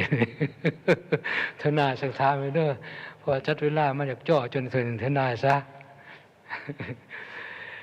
ก่อนนี้ข้าพเจ้าขอเวลาจักหน่อยบ่ดนดอกเพื่อสังรวมตื้อมีงานของรัฐบาลและการประกอบความคิดความเห็นของบรรดาทานสมาชิกสภาแห่งชาติต่อเวงานรัฐบาลเฮียคณะประธานของประชุมที่นับถือท่านรัฐมนตรีที่นับถือบรรดาทานสมาชิกสภาแห่งชาติและคณะรัฐบาลเทือกแพงท่านยิ่งท่านชายที่เทือกแพงทั้งหลายเป็นเวลาหนึ่งวันครึ่งที่กองประชุมฟังการรายงานของรัฐบาลเกี่ยวกับการปฏิบัติแผนพัฒนาสังคมแผนงบประมาณแห่งรัฐเป็นตา6 เดือนต้นปี2025ในทางแผนการจุดสูงเดือนถ่ายปี2025ที่ทำการปฏิบัติ2แรงชาติการแก้ไขปัญหาแข่งห้อทางด้านเศรษฐกิจบทประกอบความเห็นของผู้ตั้งหน้าคณะประจำการประกอบเห็นของสมาชิกสภาแห่งชาตินับมือครึ่งวันนี้มีประมาณอยู่50 ทาน20 ทานพร้อมกันนั้นกองประชุมฟังการชี้แจงอธิบายต่อคำสักถามจากภาคส่วนต่างๆของรัฐบาลและมีคำสรุปชี้แจงเพิ่มเติมของท่านรัฐมนตรีบางกีนเราได้ฟังไปแล้ว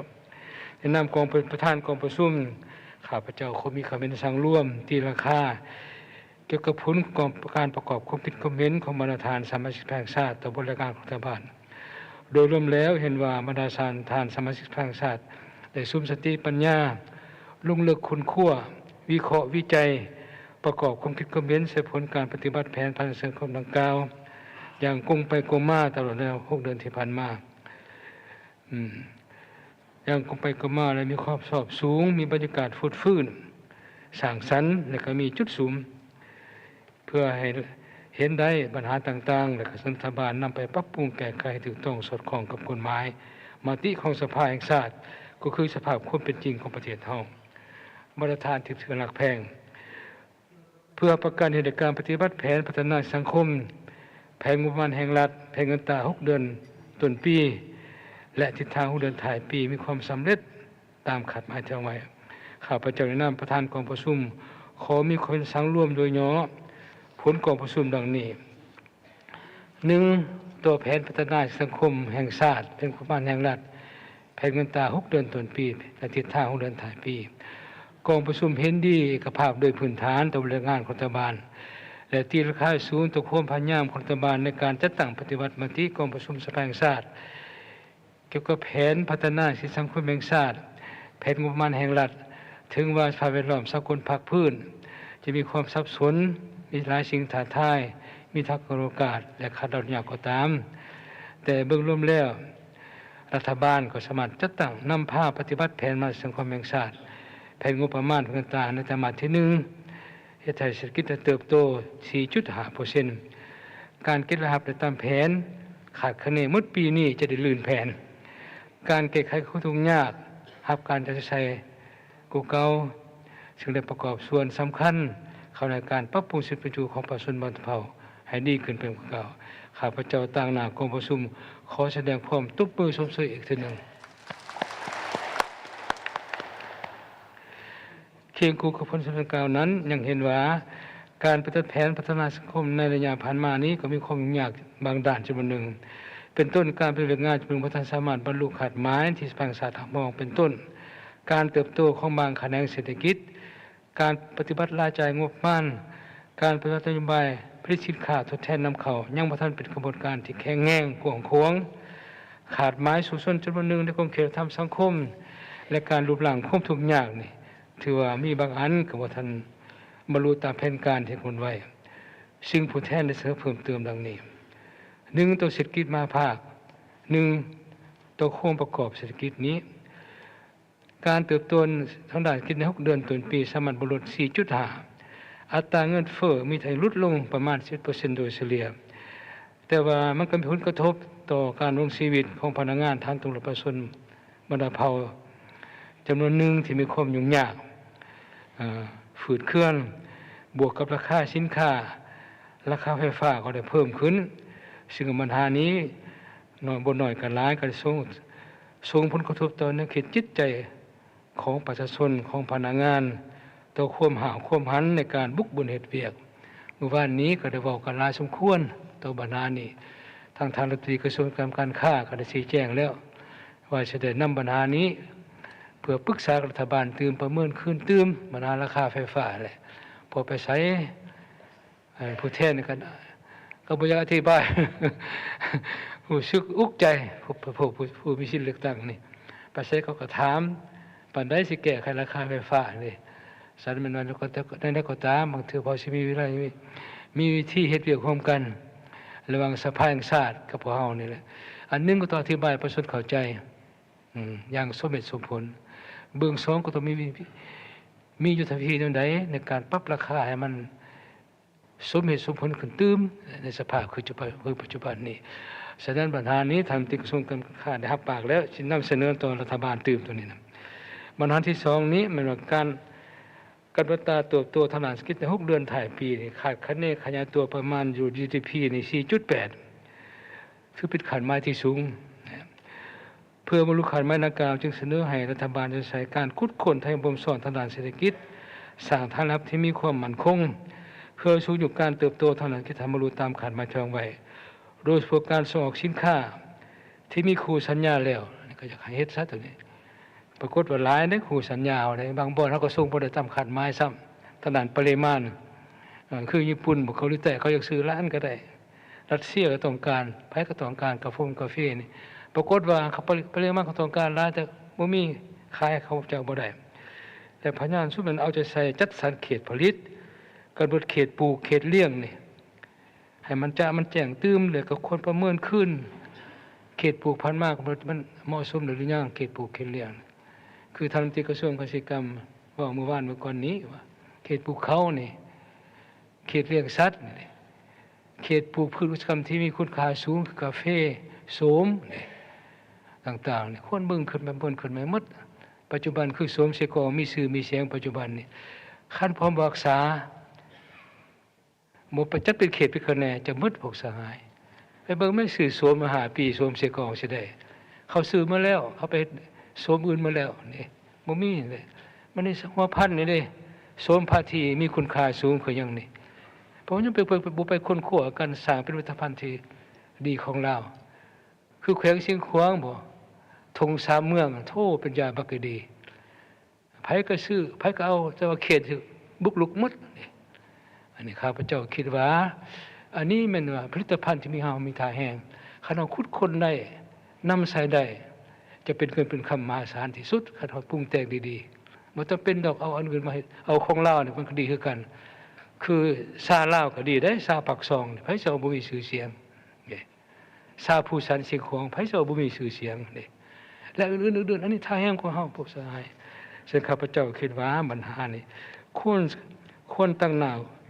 ค้นคว้าท่าแห้งของประเทศที่มีในปัจจุบันนี้โดยเสริฐสู้จิตใจเอกราชเป็นเจ้าตนเองจิตใจที่ว่า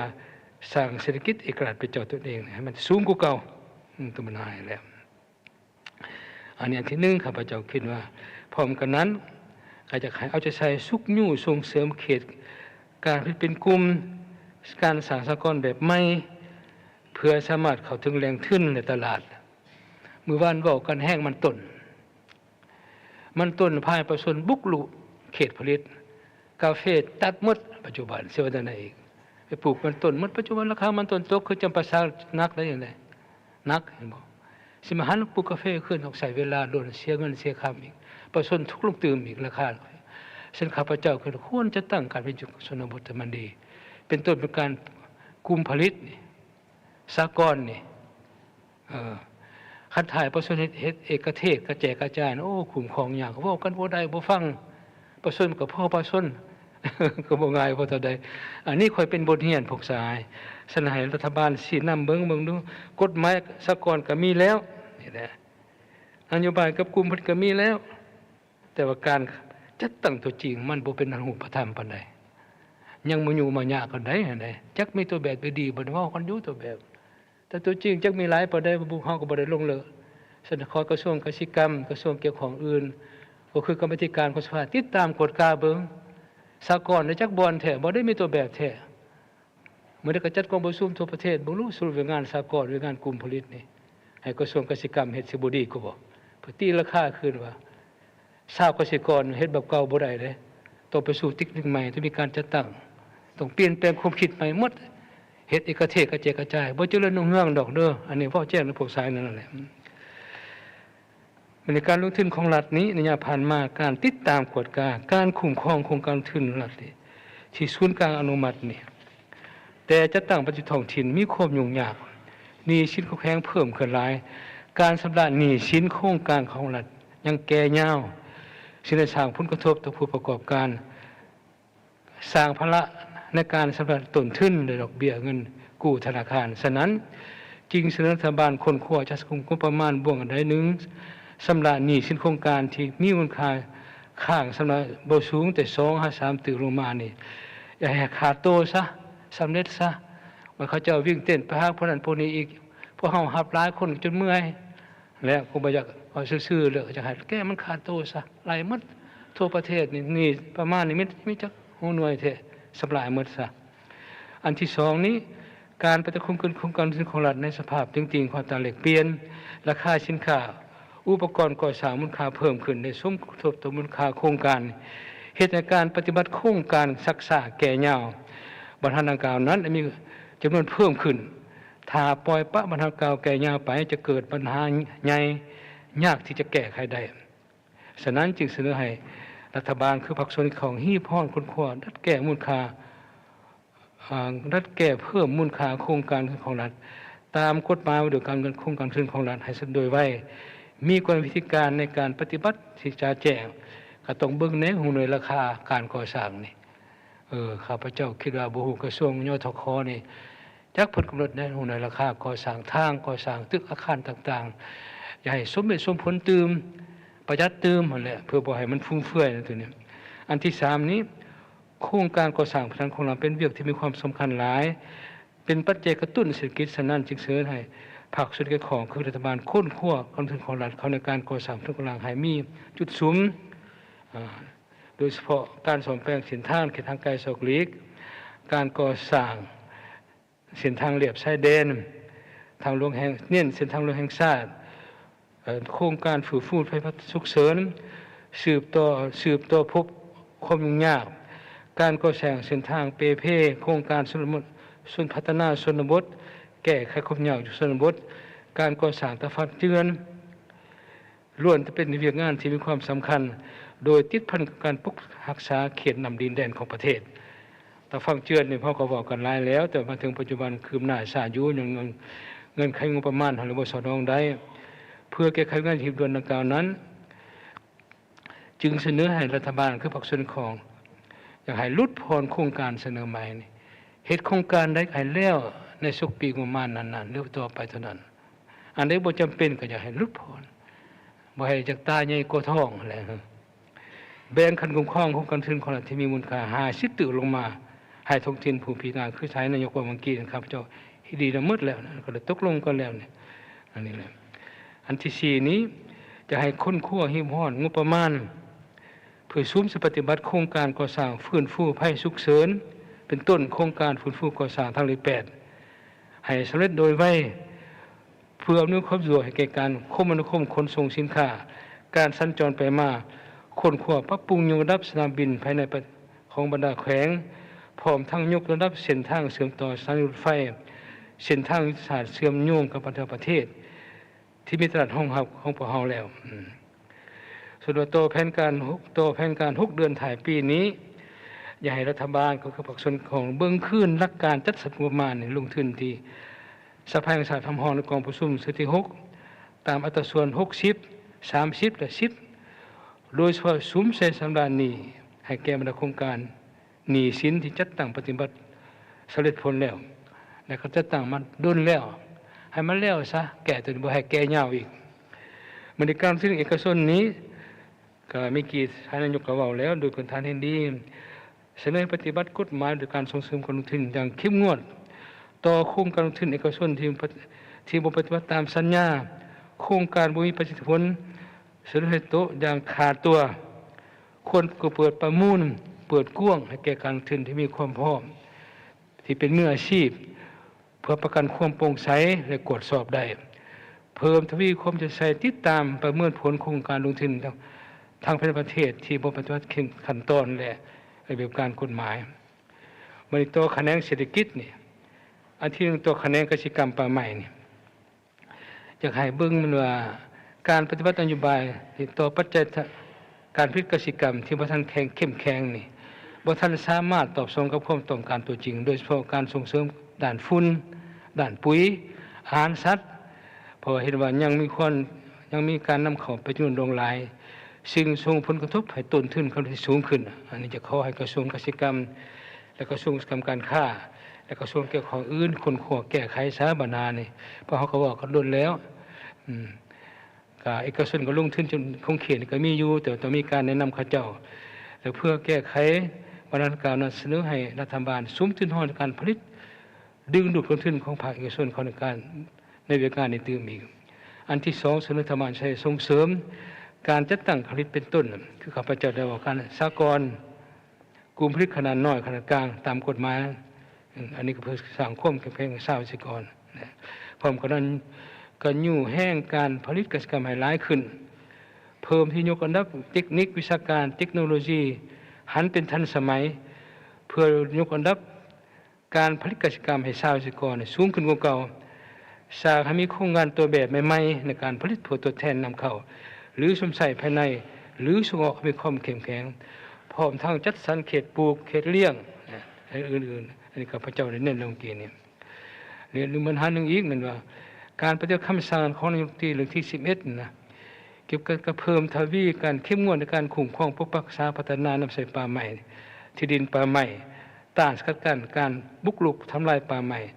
ที่ดินป่าใหม่ที่มีความให้มีความเข้มงวดขึ้นเติมมีมาตรการเด็ดขาดตัวจริงต่อการบุกรุกทำลายป่าใหม่เป็นต้น3ประเภทป่าอุทยานแห่งชาติภัยใหม่ป่าเป็นจำนวนหลงหลายซึ่งในปัจจุบันนี้ได้ส่งผลกระทบต่อการสร้างสินเชื่อกักบอนของพวกเราจะประกาศให้เราเป็นประเทศกักบอนครีดในปัจจุบันขณะยังสืบต่อทำลายบ่มีได้พวกสายกักบอนครีดได้เฮ็ดบ่ได้เลยข้าพเจ้าเสนอตื่มอีกมื้อนี้คณะกรรมการค้านี้จะใส่สุดเป็นคุ้มครองการจริงของราคาสินค้าปัจจุบันนี้ราคาสินค้าก็เพิ่มขึ้นวันก่อนเมื่อวานในทางรัฐมนตรีกระทรวงการคลังชี้แจงเมื่อแล้วอันนี้ก็เป็น น่าเป็นห่วงอยู่เพราะว่าบางอันก็ยังนำเข้ามาผิดกฎหมายแม้เขาสินค้าเปลี่ยนสัญชาติยังมาหลายตัวนี้นะเพราะประเทศเฮาติดพันกับประเทศใหญ่ประเทศที่มีเสด็จเหมือนกันนะ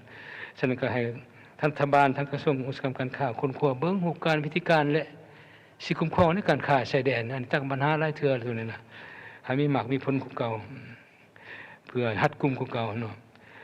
เพื่อประกันการแข่งขันกล่าวซึ่งรัฐบาลใช้หีบห่อน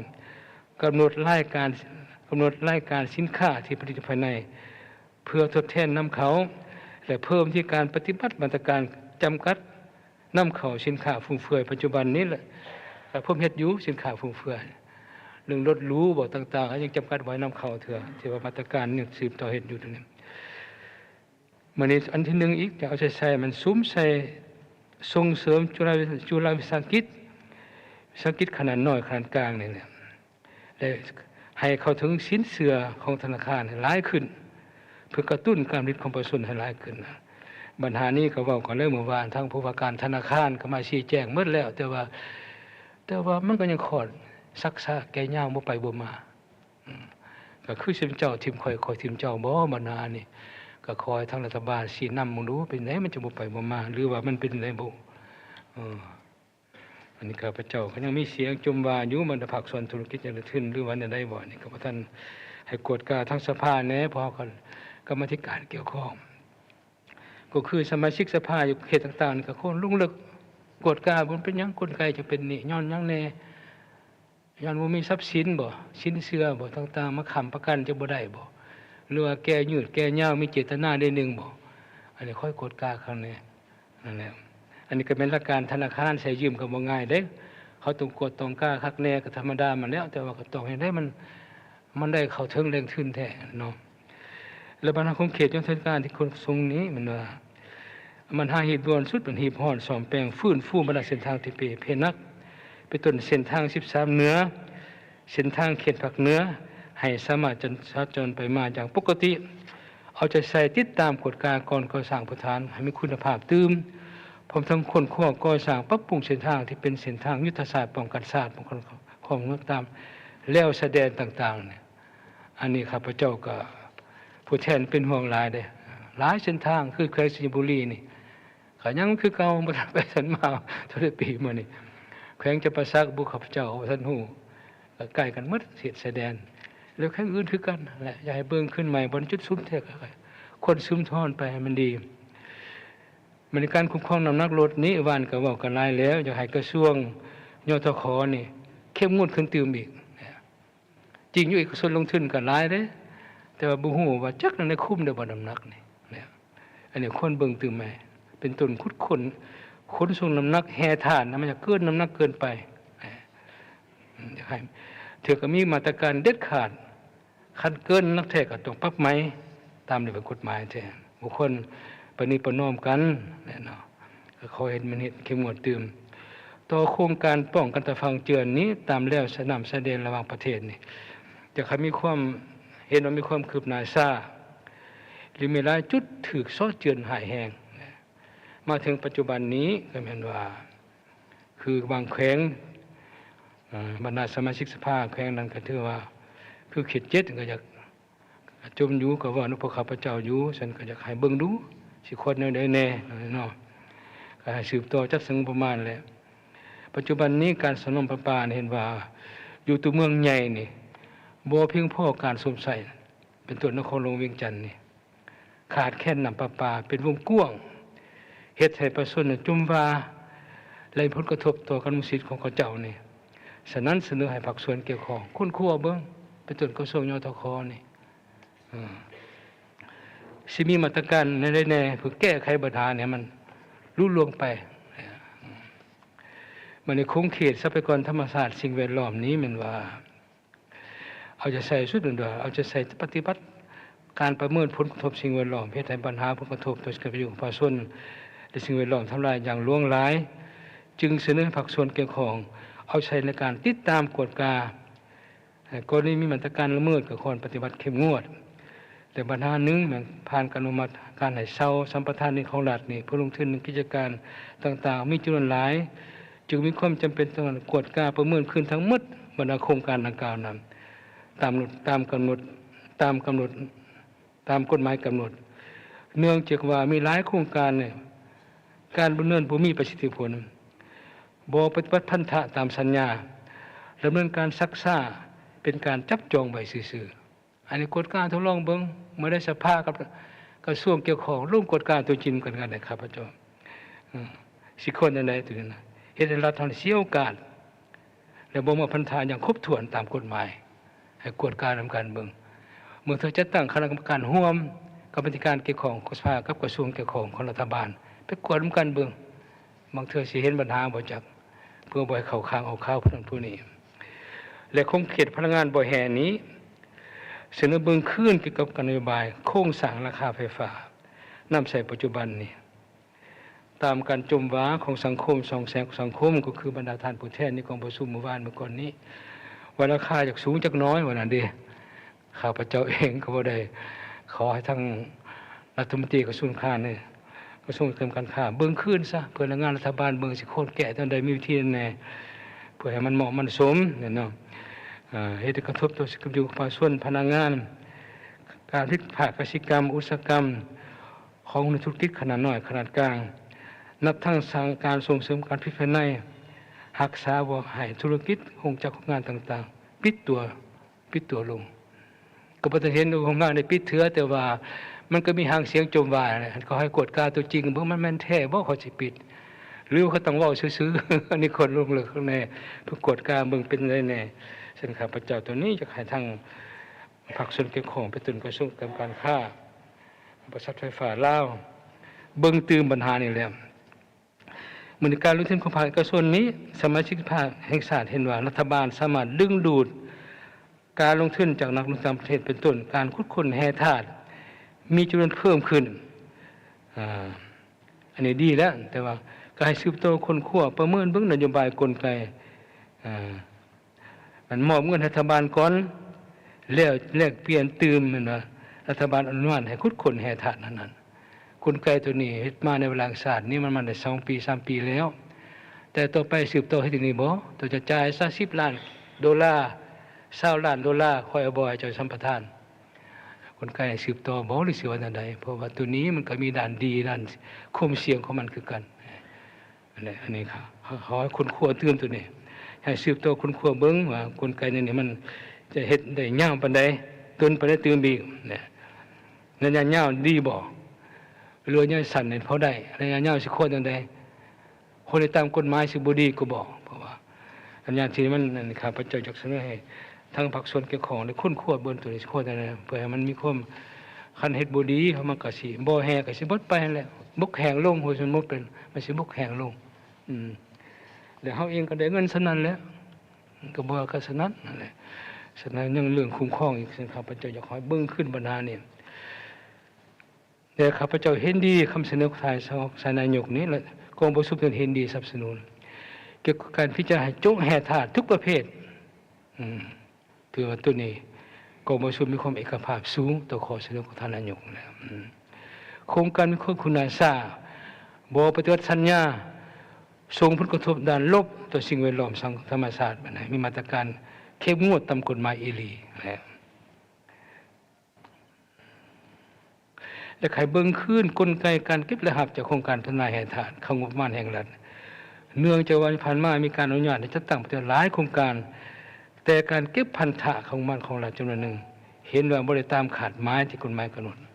อันนี้เขามีการกวดกาของแล้วนี่องค์การกฎสอบก็ลงกฎสอบถึงนึงแล้วบางโครงการยังขอลงเวียงจันทน์ข้าพเจ้าคิดว่าคันองค์การกฎสอบสามารถเฮ็ดได้ตื่มอีก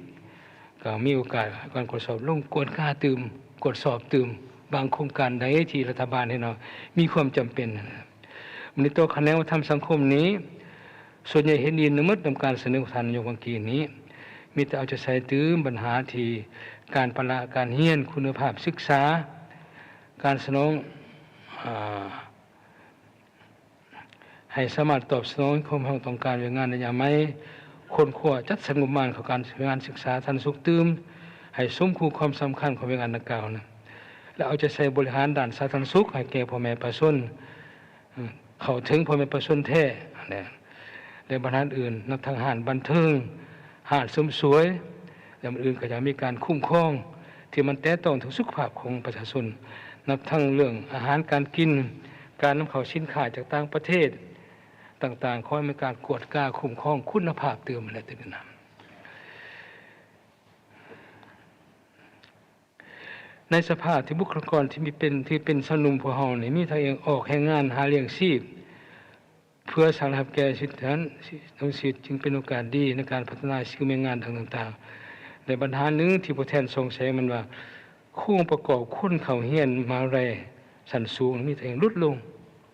อันนี้ก็ขอบรรทานคงเขตศึกษานี่กวดกล้าเป็นยังจึงลดลงคนผู้สนใจมาเฮียนนี่ว่านั่นเมื่อก่อนมีสเขต11ก็เสนอเนี่ยคนบ่อยากเฮียนบ่อยากเข้าเฮียนกันหลายปัจจุบันนี่วันนี้เกี่ยวกับเพชรงบประมาณแห่งรัฐนี้โดยพื้นฐานเพราะเห็นดีแล้วถือการคุณเพดานพระราชงบประมาณของท้องถิ่นเห็นว่าเป็นตัวเลขที่สูงควรกำหนดให้สอดคล้องกับทางแห่งรัฐเลยครับความเสี่ยงโดยเฉพาะบางแห่งที่ผลกระทบจากภัยพิบัติธรรมชาติพบคุมยากให้เก็บหลักงบประมาณตื่มอีกเบื้องตื่มอีกในการเก็บงบประมาณจำนวนหนึ่งเห็นว่าบกครบถ้วนในการยกเว้นภาษีกรขาดต่างๆประเทศไทยศูนย์เสียรับจำนวนหลายเสียหายเบื้องขึ้นและเป็นโดยเฉพาะการคุดค้นส่งออกแห่ถาดการยกเว้นการผ่อนผันภาษีกรฉันตัวนี้จะให้คนขั้วสร้างซ่าคักแน่พ้นใดพ้นเสียแน่นอนมีความจำเป็นก็ต้องยกเว้นแต่ว่าก็ต้องให้สร้างซ่าคักแน่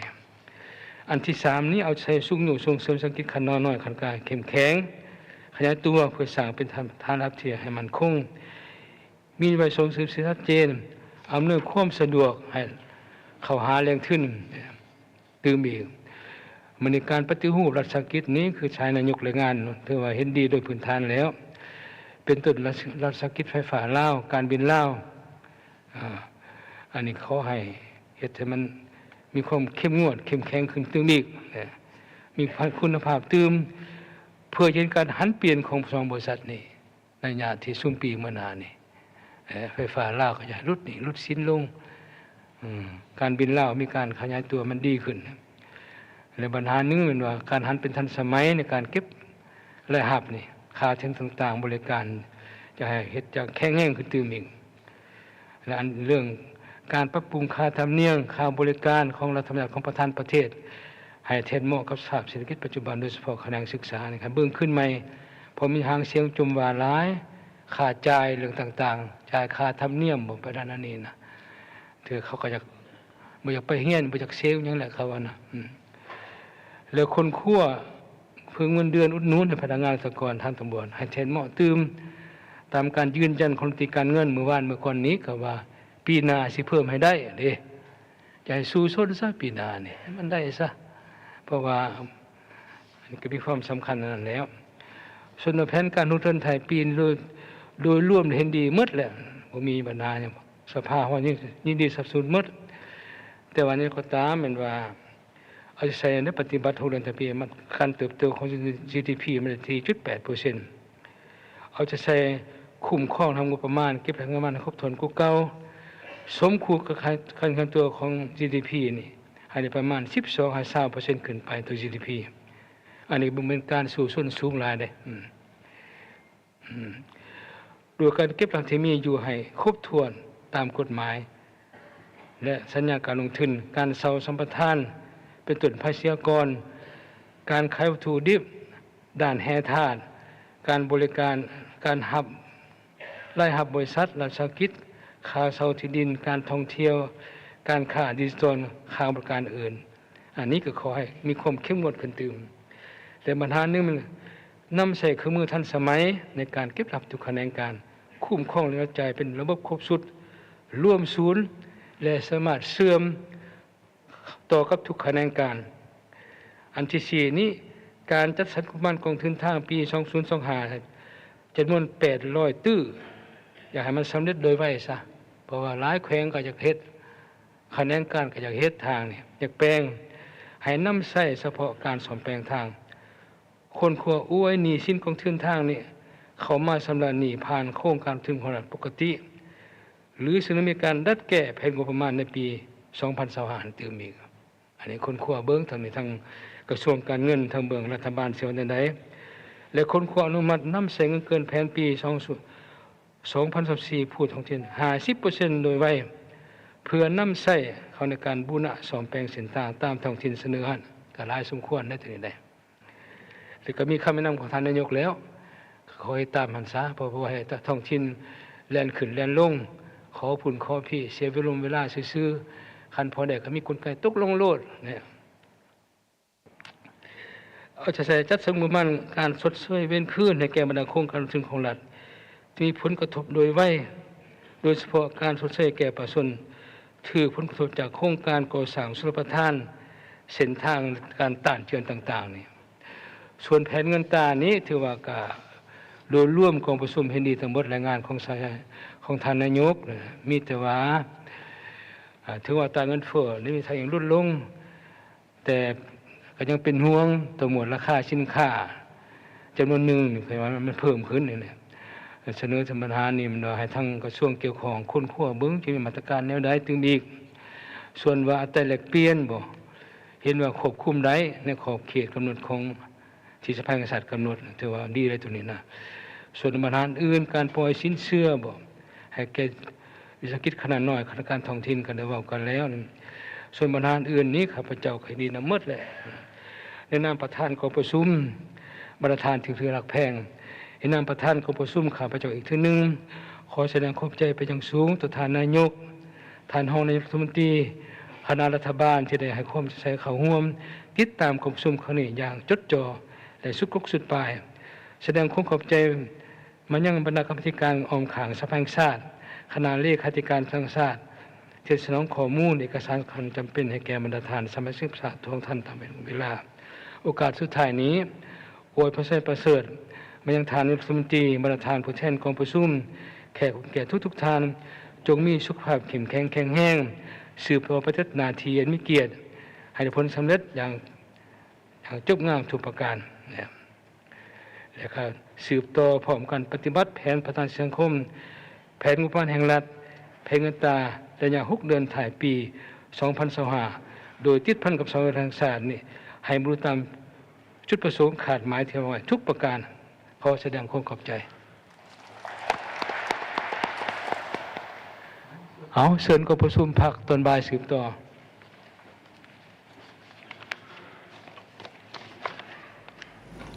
ทำส้มที่เคารพขณะนี้ทางกำลังติดตามรับชมการถ่ายทอดสดวาระการดำเนินกองประชุมสมัย3 วันเทื่อที่ 9ของสภาแห่งชาติสุดที่ 9อยู่ที่ห้องประชุมใหญ่สภาแห่งชาตินครหลวงเวียงจันทร์เจ้าเริ่มตั้งแต่ 10:15 ของประชุมโดยการเป็นประธานของท่านไสสมพรพรหมวิหารประธานสภาแห่งชาติก็ได้เสนอให้ท่านนายกรัฐมนตรีมีคำเห็นเพิ่มเติมต่อเวียกงานรัฐบาลซึ่งท่านนายกรัฐมนตรีก็ได้อธิบายชี้แจงเพิ่มเติมเกี่ยวกับคำสักถามต่างๆของสมาชิกสภาแห่งชาติโดยเฉพาะการแมนเพื่อบรรลุการเติบโตเศรษฐกิจมหาภาคและคาดหมายของแขนงการต่างๆรัฐบาลนี้มีวิธีการแก้ไขและมาตรการคือแนวใดในคำสักถามดังกล่าวนี้ท่านนายกรัฐมนตรีก็ได้มีบางมาตรการนะคะบางนโยบายที่ได้ยกขึ้นเป็นต้นก็แม่นสืบต่อรับประกันเสถียรภาพทางด้านเศรษฐกิจมหาภาคโดยสุมใส่ในการแก้ไขปัญหาเข่งห้อนทางด้านเศรษฐกิจการเงินในนี้แม่นให้สุมใส่ปฏิบัตินโยบายคุ้มครองเงินตราแล้วก็อัตราแลกเปลี่ยนหัดกลุ่มเป็นต้นแม่นรักษาเสถียรภาพของเงินกีบโดยผ่านการปรับปรุงคลังสำรองเงินตราต่างประเทศแล้วก็ให้มีระบบการคุ้มครองที่ดีก็คือระบบ LFX หันนอกจากนั้นท่านผู้ชมหลังจากที่มีการให้คำเห็นเพิ่มเติมของท่านนายกรัฐมนตรีแล้วประธานสภาแห่งชาติก็ได้สืบต่อสรุปสั่งรวมคืน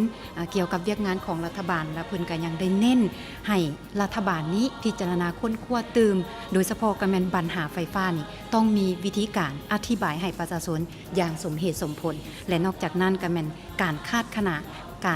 เนเกี่ยวกับการจัดตั้งปฏิบัติการเติบโตของเศรษฐกิจ 4.8 ส่วนห้อยนี้ก็เห็นว่ามีจังหวะที่เอาสูงฉะนั้นแล้วรัฐบาลก็ต้องได้ สู่สนในการเฮ็ดแนวใดในแขนงการต่างๆ เพื่อที่จะให้บรรดาคาดหมายที่ตั้งไว้นี้บรรลุผลสำเร็จนอกจากนั้นก็ยังได้ค้นคว้าเกี่ยวกับท่าแห้งที่มีในปัจจุบันของสปปลาวตื่มอีกแล้วก็ให้เอาใจใส่สุกยู่ผลิตตภัณฑ์ของพ่อแม่ประชาชนให้สุกยู่เป็นกลุ่มบ่ให้สุกยู่แบบกระแจกกระจาย เจ้านั่นก็คือว่าราการถ่ายทอดสดในภาคบ่ายนี้และทุกท่านก็ยังสามารถติดตามรับชมการถ่ายทอดสดของเราได้ตื่นในมืออื่นแต่ว่าในตอนบ่ายนี้เราจะมีการสืบต่อพิจารณาทาบทามห่างแผนพัฒนาเศรษฐกิจสังคมแห่งชาติ5 ปีซึ่งคาดว่าทางผู้ต่างหน้ารัฐบาลจะได้ขึ้นรายงานต่อกับบทรายงานดังกล่าวหลังจากนั้นก็จะได้มีการเจาะจิ้มและให้ทิศซี่นำค้นคว้าประกอบความคิดเห็นและให้บรรดาสมาชิกสภาแต่ละเขตเลือกตั้งนั้นได้ประกอบความคิดเห็นใส่กับบทรายงานดังกล่าวส่วนว่ามื้ออื่นตอนเช้า 8 โมงโทรภาพแห่งชาติลาวก็จะมีการถ่ายทอดสด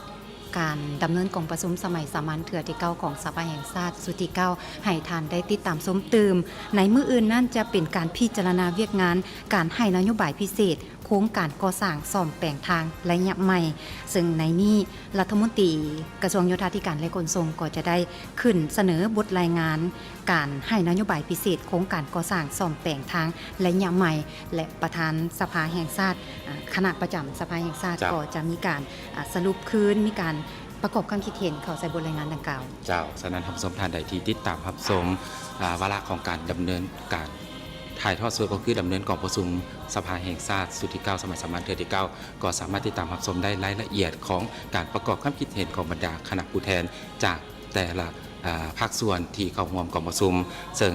ทุกท่านก็ยังสามารถมีส่วนร่วมในการประกอบความคิดเห็นต่อกับวาระการดำเนินกองประชุมได้โดยโทรมาที่หมายเลขสายด่วน156บ่เสียค่าในวงราชการหรือทุกท่านจะสามารถติดตามรับชมกับรายละเอียดวาระการดำเนินกองประชุมต่างๆได้ที่แอปของสภาแห่งชาติและอีกหนึ่งช่องทางที่ทุกท่านสามารถติดตามรับชมเนื่องในรายละเอียดวาระการดำเนินกองประชุมได้ก็คือรายการพิเศษของโทรภาพแห่งชาติลาวออกอากาศทุกท่านนั้นได้รับชมกันทุกวันจันทร์ถึงวันเสาร์ภาคเช้าเริ่มแต่เวลา 7 โมงเป็นต้นไปและภาคค่ำเริ่มแต่เวลา 20 โมง 40 เป็นต้นไปนอกจากนั้นท่านก็ยังสามารถติดตามชมความคืบหน้าของการดำเนินกองประชุมได้ในภาคข่าวประจำวันของโทรภาพแห่งชาติลาวจะนำเสนอในแต่ละมื้อให้ท่านได้ติดตามชมตื่ม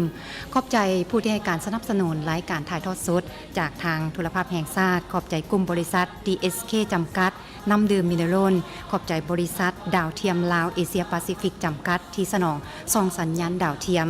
และโครงการสื่อสารหับไส้การนำและภาครัฐบริหารที่สนองสายใหญ่แก้วเจ้าเวลาการถ่ายทอดสดดำเนินมานี้สิ้นสุดลงเพียงเท่านี้ข้าพเจ้าเพชรอุดมสุพันโทพร้อมด้วยลำเงินลาสะอาดและทีมงานถ่ายทอดสดโทรภาพแห่งชาติลาวลาทำชมไปก่อนต่อไปเชิญท่านที่ตามรับชมรายการอวกาศปกติจากทางสถานีสวัสดี